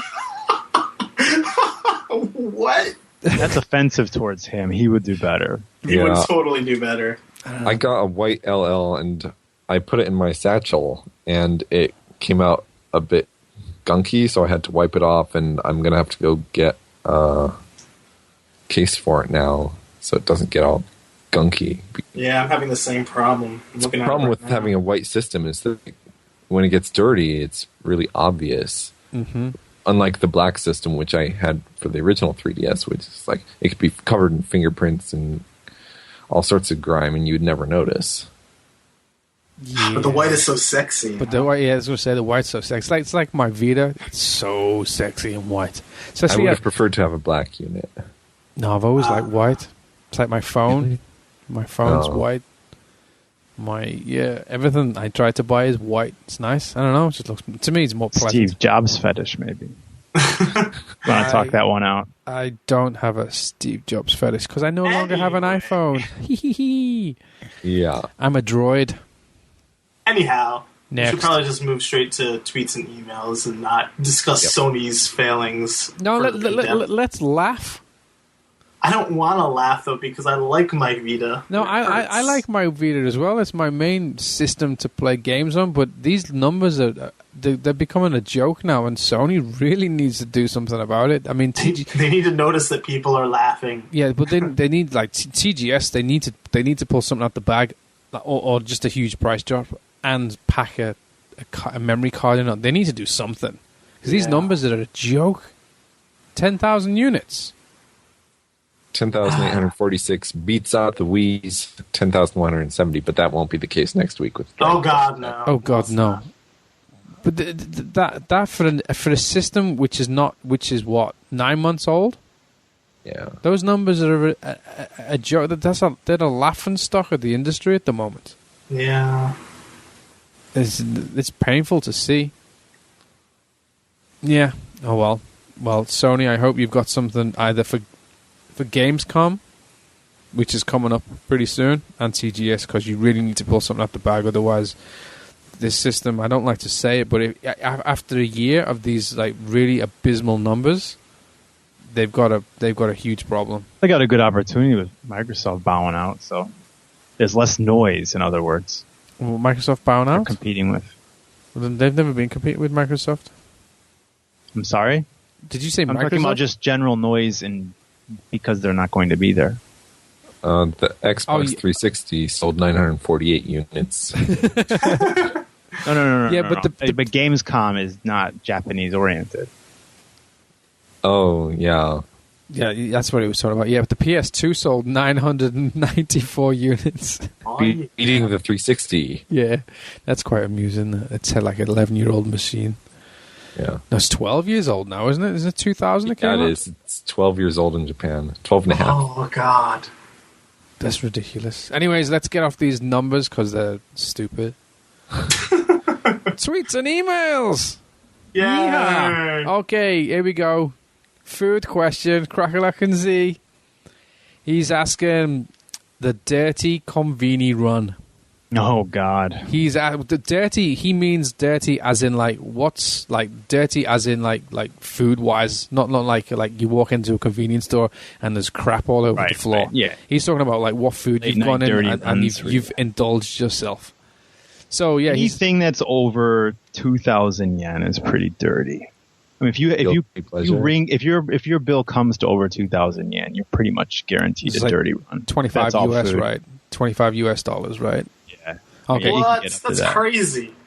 I would never spend that much in a combini. Yeah. I mean, then that's dirty. I'm just saying that's an example of dirty. I don't know. I think any kind of late night run to the convenience to get food is pretty dirty. No, you can get good healthy food at the convenience these days. Yeah, but if you're going at 1 in the morning, or 2 in the morning, 3 in the morning, you're not going for help. Well, yeah, 2, 3. But if you're going there on your way home and you in lieu of eating, that's not a dirty convenience run. So you need to be specific. In lieu of eating? Well, a proper meal. I'm talking about going out and eating like a square meal somewhere. I don't know. Bento is never quite a full square meal. No, I'm saying instead of eating a square meal outside, you instead opt to go to the conveni. It happens. Right. I think my dirtiest would be any time I've ever gone after midnight to go get an El Chiqui from any of the offending convenies. El Chiqui is like this. That's the Famimart, right? Yeah, it's basically a piece of chicken, boneless chicken. Yeah, like what's your closest, whatever is your closest convenience to your home is pretty much your dirty conveni run, right? Yeah. Pretty much. Like mine's a mini stop. That's what Mini Stop's so good now. I like a lot of good ice creams. There, ice cream at Mini Stop is Basically, though, I think, I said over 2,000, but really anything under 160 yen is probably really filthy dirty because anything you can get for about that price is pretty much like chocolate. If you want fried stuff, nightcap, like a nightcap, like a night of drinking, you just go in because in Japan you can get a Snickers, and recently you can get like a Twix. You get Twix recently, and then the big Kit Kats. Those are just raunchy. Dirty. Did you see the chocolate with salt in it? You know Doc's. You know the Doc's chocolate. Well, they now sell summer chocolate. And it's got salt in it. Apparently it replaces the salt you lose from sweating. Right. Okay, it's like the Gatorade of chocolate. Well, the Gatorade, have you seen the melon soda with salt. Apparently, it tastes nothing like melon with salt in it, though. Yeah, it doesn't. My daughter bought it after attending gymnastics school, and she bought it, and she was like, "This tastes crap," and I was like, I took a little Probably bit of it. so bad you don't even want to eat watermelons anymore. Well, I know. I was like, who eats watermelon with salt on it in the first place? And that's of course the only way to do it. No. What? Oh, yeah. Are you kidding me? No. You've got a palate of like a. I've got a homeless man's palate. Thank you very much. That's a homeless man's palate. You put salt on a watermelon. Watermelon. After exercise, you go out and do a run. You come in. You need to be quenched, and you add a little bit of salt on there. Does the trick? No. I gotta try this. Straight up. Oh my god! You guys need to get edumacated. No. I'll go play my Obama bow. Or my. You know what I miss so Martin? Because in Nagoya, you have like parking lots for convenience stores. You don't have any parking lots in convenience stores in Tokyo. It's too packed. I miss getting like 3 a.m. coming back from a night of drinking, sitting on the curbside and eating a Snickers. I miss the curbs. Those little curb stomps. Those curb stomps? I hope you didn't do any curb stomps back in the day. Me neither. What movies have you been watching? The blocks. I did not say that. This is not Generation X or whatever the hell. Yeah. Okay, all right. Let's go next. Biff sticks. Wait. Okay. I've got mine. My guilty pleasures at the Kombini are, in the summer, there are ice cream bars that are designed to look like and taste like watermelon. Oh, yes. Yes, those are good. They also have the awesome. white polar bear ices. You know the one. Have you had those? It's like all this frozen fruit in like a white ice cube. I haven't had that. They give that to zoo animals, don't they? They give that to zoo animals. That's the whole idea. Yeah. And that's what they're trying to sell you on that. It's like Shirokuma or something. What's really great about the watermelon popsicles, though, is that the seeds are actually chocolate chips. Yeah. Yeehaw. It looks really good. It is really good. Is it really good? Okay. It is. Yeah, my other guilty pleasure are 105 yen bags of mini chocolate chip cookies. Oh, those are so good. Yeah. That's what I go for. Yeehaw. Okay, next, right. Biff Sticks. He says... oh, yeah, this is good. Ninja Warrior course, he says, which one of you would get the furthest? Is this a Naruto question? No. You don't know Sasuke, Ninja Warrior? The big, like... Yeah, the big... They actually in the obstacle courses in Yokohama. It's like a big course that like hundreds of people run to be like ninja. Fake being ninjas. You know? Yeah. It's a ninja obstacle Ryo course. Hayabusa. Yes. It's a real obstacle course, and it's proper funny. It's always a huge deal on TV. It's like once a year. They've been doing it since like the late 90s. Yeah, I remember they were bigging this American guy up. It was really funny. He was like, the American Ninja. And they had this video of him. He failed the first one. Boom, straight off into the water. Those are the best ones. They hype them up like right beforehand, and then they like fail on the first obstacle. Yeah, boom, off straight away. I just laughed my ass off. Okay, there you go. But yeah, which one of you get the furthest? Me, 25. Well, no, not 25. 10 years ago, I'd finish it, but now I'd fail first. Oh, you'd finish the whole thing. I'd finish you heard the it here, whole thing. folks. Yeah, I would. Trust. Whoa, that's a bold statement. I'm totally taking it there. 10 years ago, you see me, boom, I was a ninja. I was a mad school. I would definitely ninja. outfall any of you. What's that? I would be the most spectacular fall. I'm sure of that. No, I'm pretty sure I get the most spectacular because I'm probably the heaviest here. I'd probably break my collarbone as well while doing it. I've been watching a lot of programs, so I think I've watched a lot of them, so I definitely can dodge the doors. I'd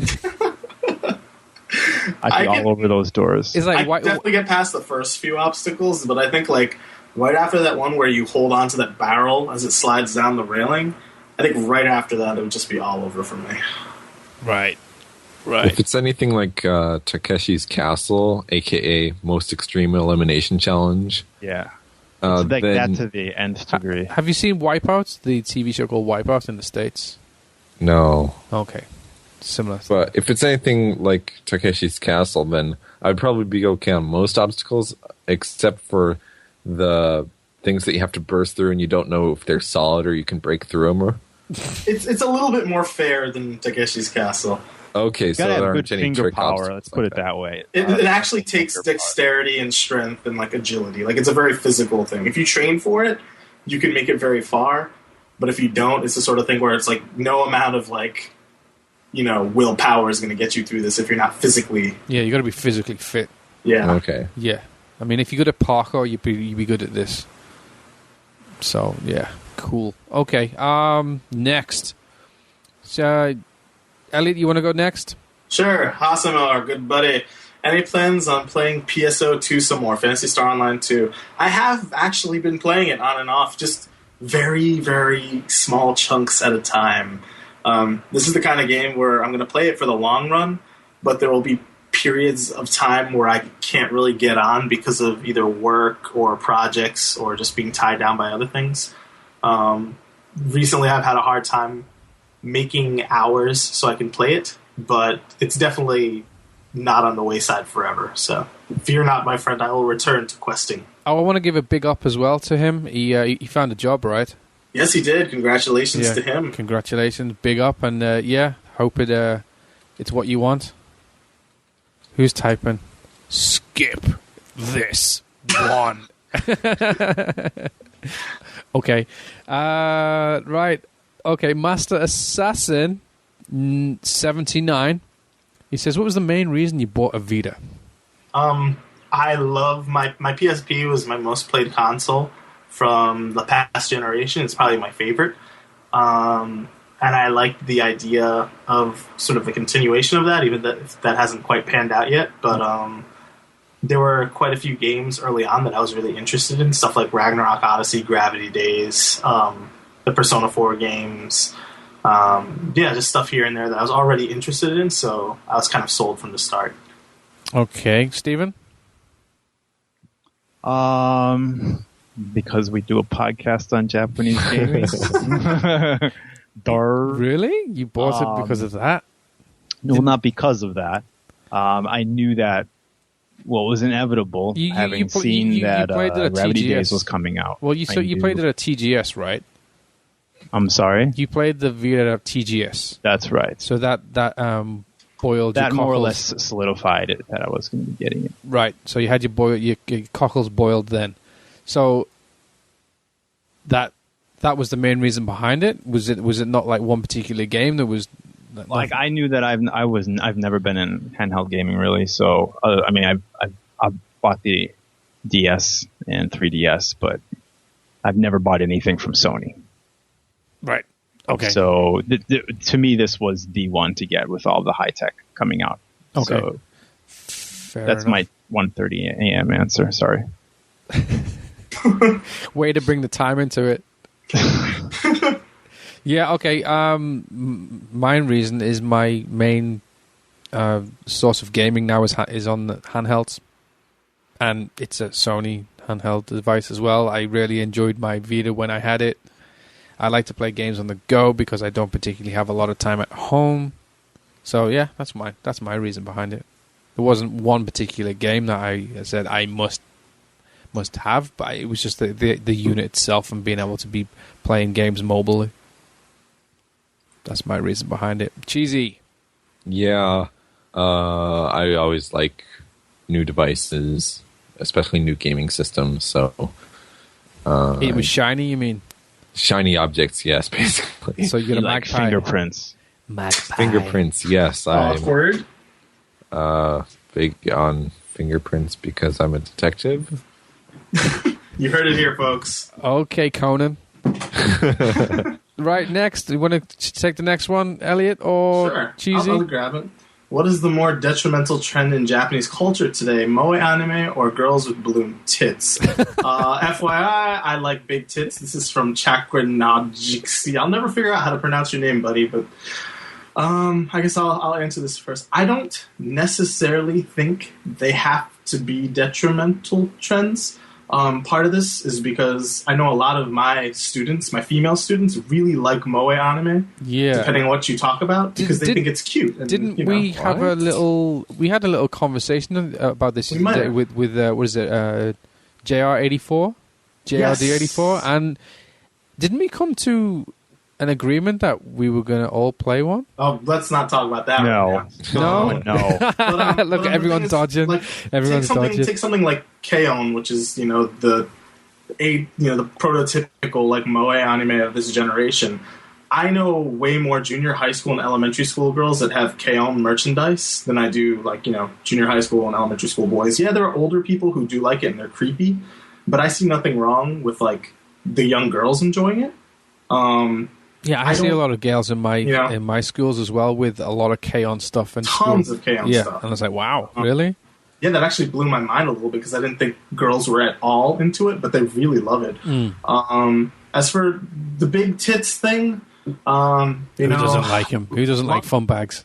Large breasts have been around for a long time in media, and that sort of like portrayal of women. I don't necessarily think that it's going to like destroy Japanese pop culture here, but I do think sometimes it gets really out of hand. But the thing is that sort of stuff is appealing to a very specific crowd of people, and it's not really small crowd. Very small crowd, and it's not really the mainstream. Those games never make an impact on the sales charts. Exactly, at all. They'll be lucky if they sell a few thousand units. Conversely, I think that those sorts of games give video games a somewhat bad image to the general public who doesn't necessarily play video games. They see something like that and they're immediately turned off. They're like, oh, video games are so immature. Why would anyone waste their time on something like that? Exactly. Right. And I mean, which is not going to help expand the gaming population. No. And I mean, one of the interesting things is, let's take Hatsune Miku, the Vocaloid. I know Kyle really enjoys the Project Diva games. I also quite enjoy the Diva games. I know Medi also enjoys them as well. But the Vocaloids are insanely popular amongst the elementary to high school demographic of females and men. Like, huge. When you go to the Game Center and you go to the Project Diva arcade system, 9 times out of 10 you'll see a group of girls crowded around it playing. Most definitely. I saw that today. One could argue that it's aiming for like the moe crowd, but at the same time, it's also hitting a much wider group of people. It's really interesting, and it's not as simple as calling it black and white in a lot of cases. I mean, some cases it is, depending on the game you're looking at. Right. But in instances like and I don't even like K-On!, but instances like K-On! Or the Vocaloids, Hatsune Miku.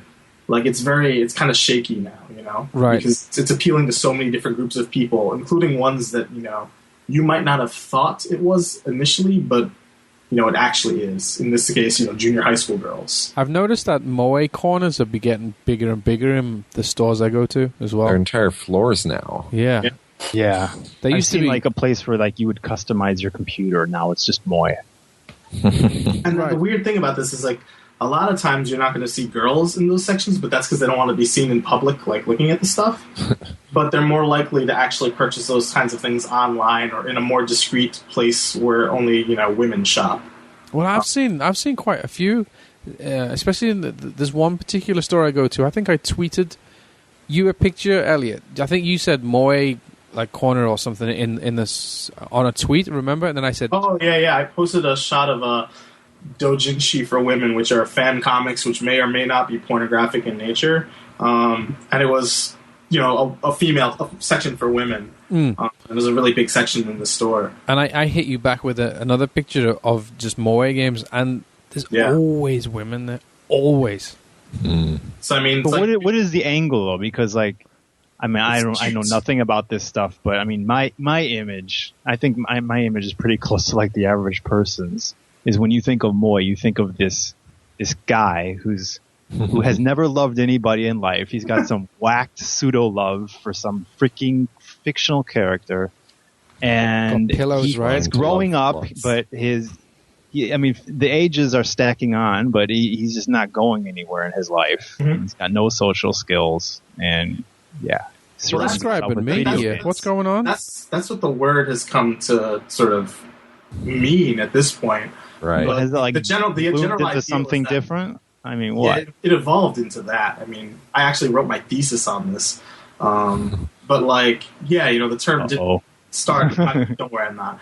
The term didn't start out describing some lonely Japanese guy who lives in his basement and wears a fanny pack. There are no basements in Japan. It was a descriptor for it was a descriptor for a type of feeling, a type of feeling that a character, whether via its visual design or the actual like story of said material, created within an audience member, male or female. Moe is not, something specific to a female character. It's a male character as well. It could be a dog, could be a cat, could be an animal, could be any of those things. It's not supposed to be a sexual thing either. But that is the common. A common usage. That's the weird usage that it's become. But that's not what it was supposed to mean initially. But yeah, so I mean, you have that image of those guys, but at the same time, you have these junior high school girls who are into the exact same thing that those creepy guys are into, and so you're like, well, how do you classify it then? Because you have these junior high school girls who are like, this is really cute, we like it, and you have these older creepy guys who are like, this is really cute, we like it.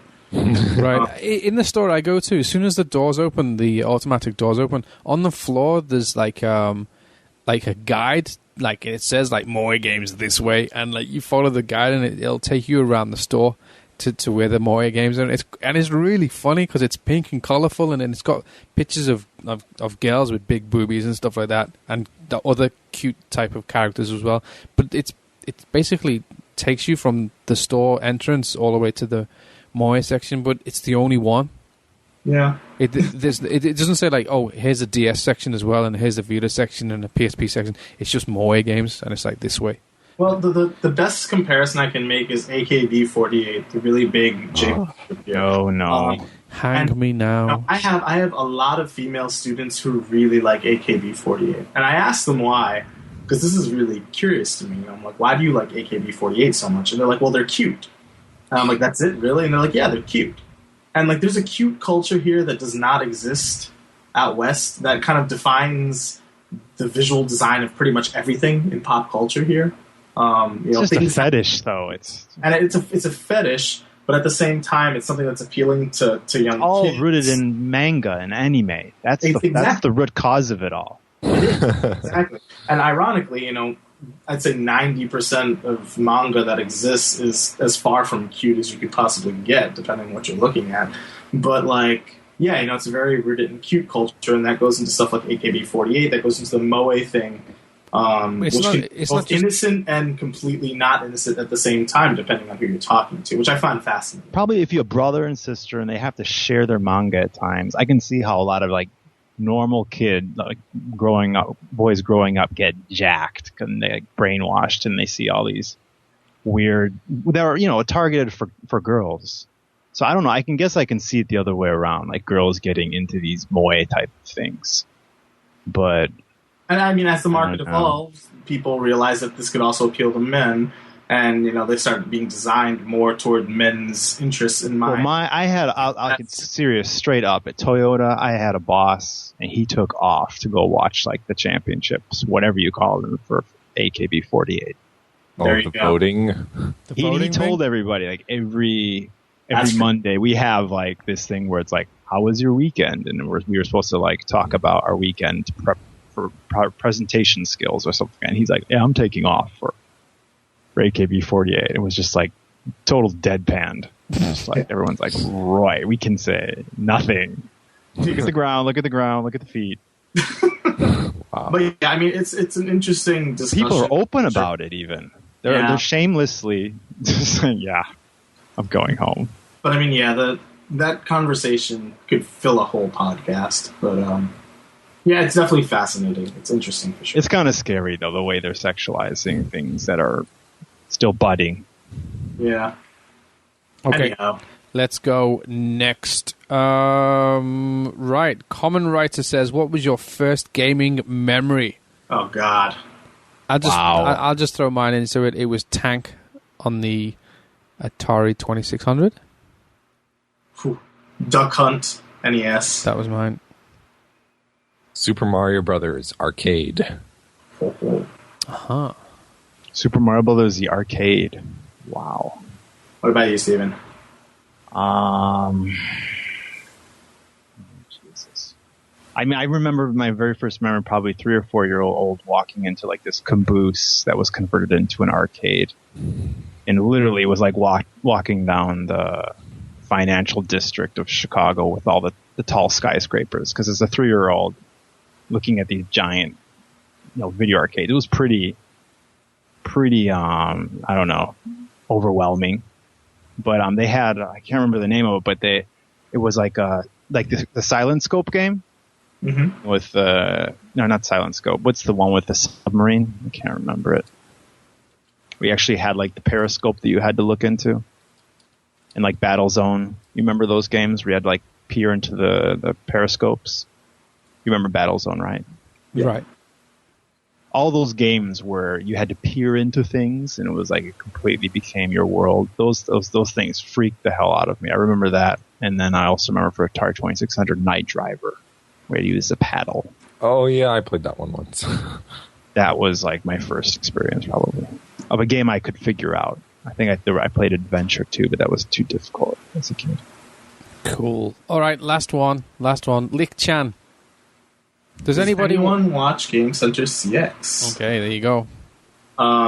It's the only Japanese show that I truly love. I've seen every single episode, and I have this week's episode loaded up on my computer for watching. Well, explain what it is for people who don't know it. Game Center CX is basically a show. It's an hour-long TV show that follows this guy named Adino, the Kacho, the president. What of is this Kacho? fake company. What is Kacho? Like, he's the head of this like fake company, essentially, right? And he's actually a comedian. He's one half of a comedy group called what is it? It's like Good Children or something like that.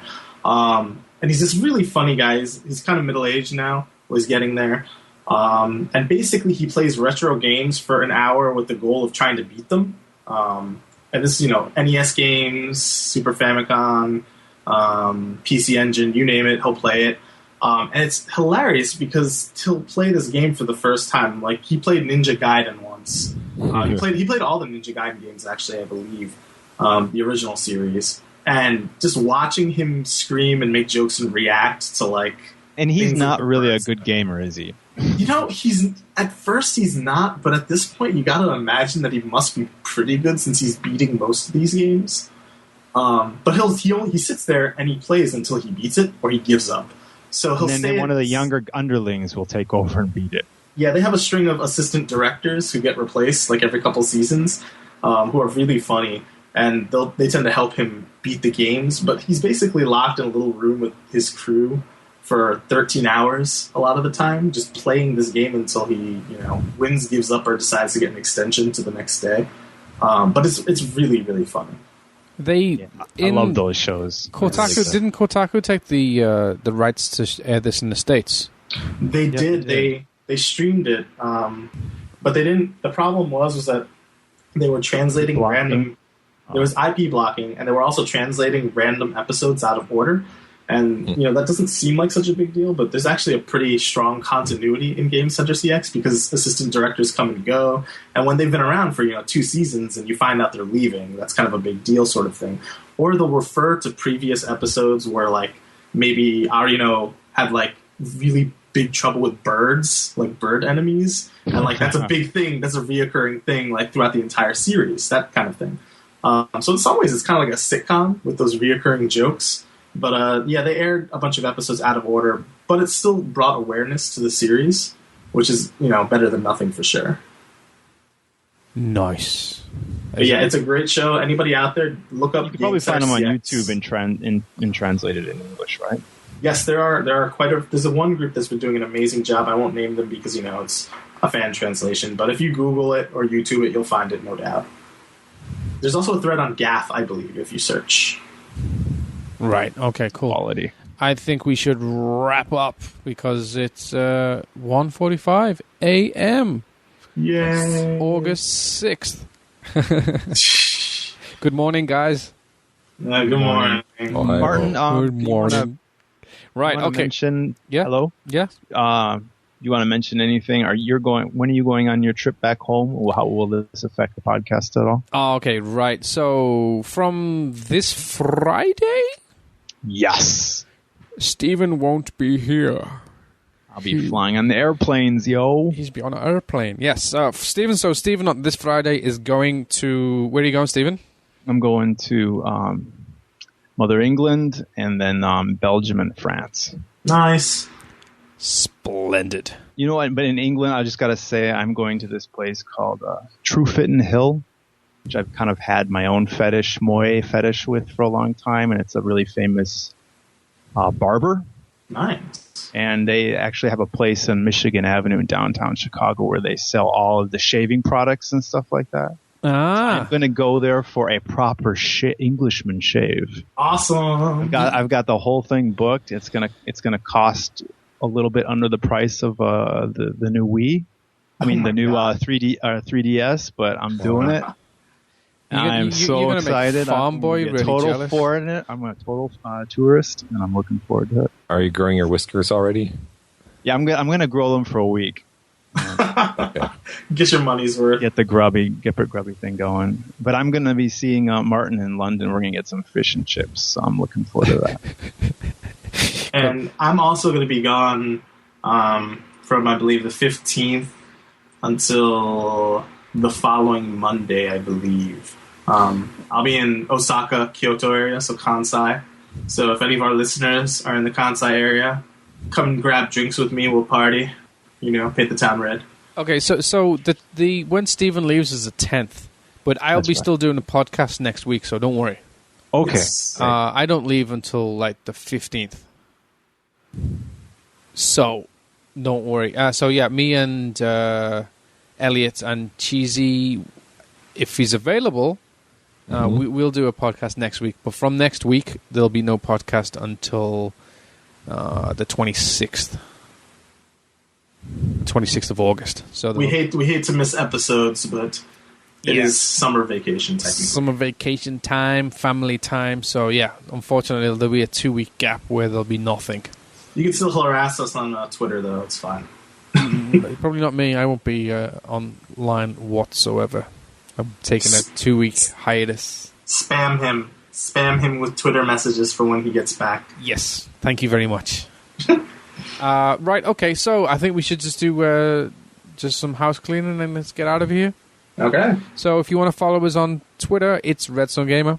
If you want to follow Steven, it's Steve_RedSunG. No mistakes.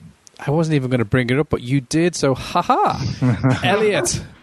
Ryoga Satsome. You'll figure it out. It's in the show notes. It's in the show notes. Don't be lazy. Yeah, like me. Cheesy. Cheesemeister 3K. There you go. I'm DJ Mizuhara. If you want to follow us on YouTube, it's RedSunGamer.tv. If you want to follow us on live streams, we are on twitch.tv/RedSunGamer. We've got a forum thread on the gaff, so get over on there and, voice your opinion. Tell us what you like, what you don't like, what you might want to change. And if you can kindly rate us on iTunes, would be nice. Some iTunes reviews would be awesome. Love you. Long time. Yeah. So that was RedSunGamer episode 45. See you next week. Let's go to some of this. Let's go to some of this. Mata raishu ne.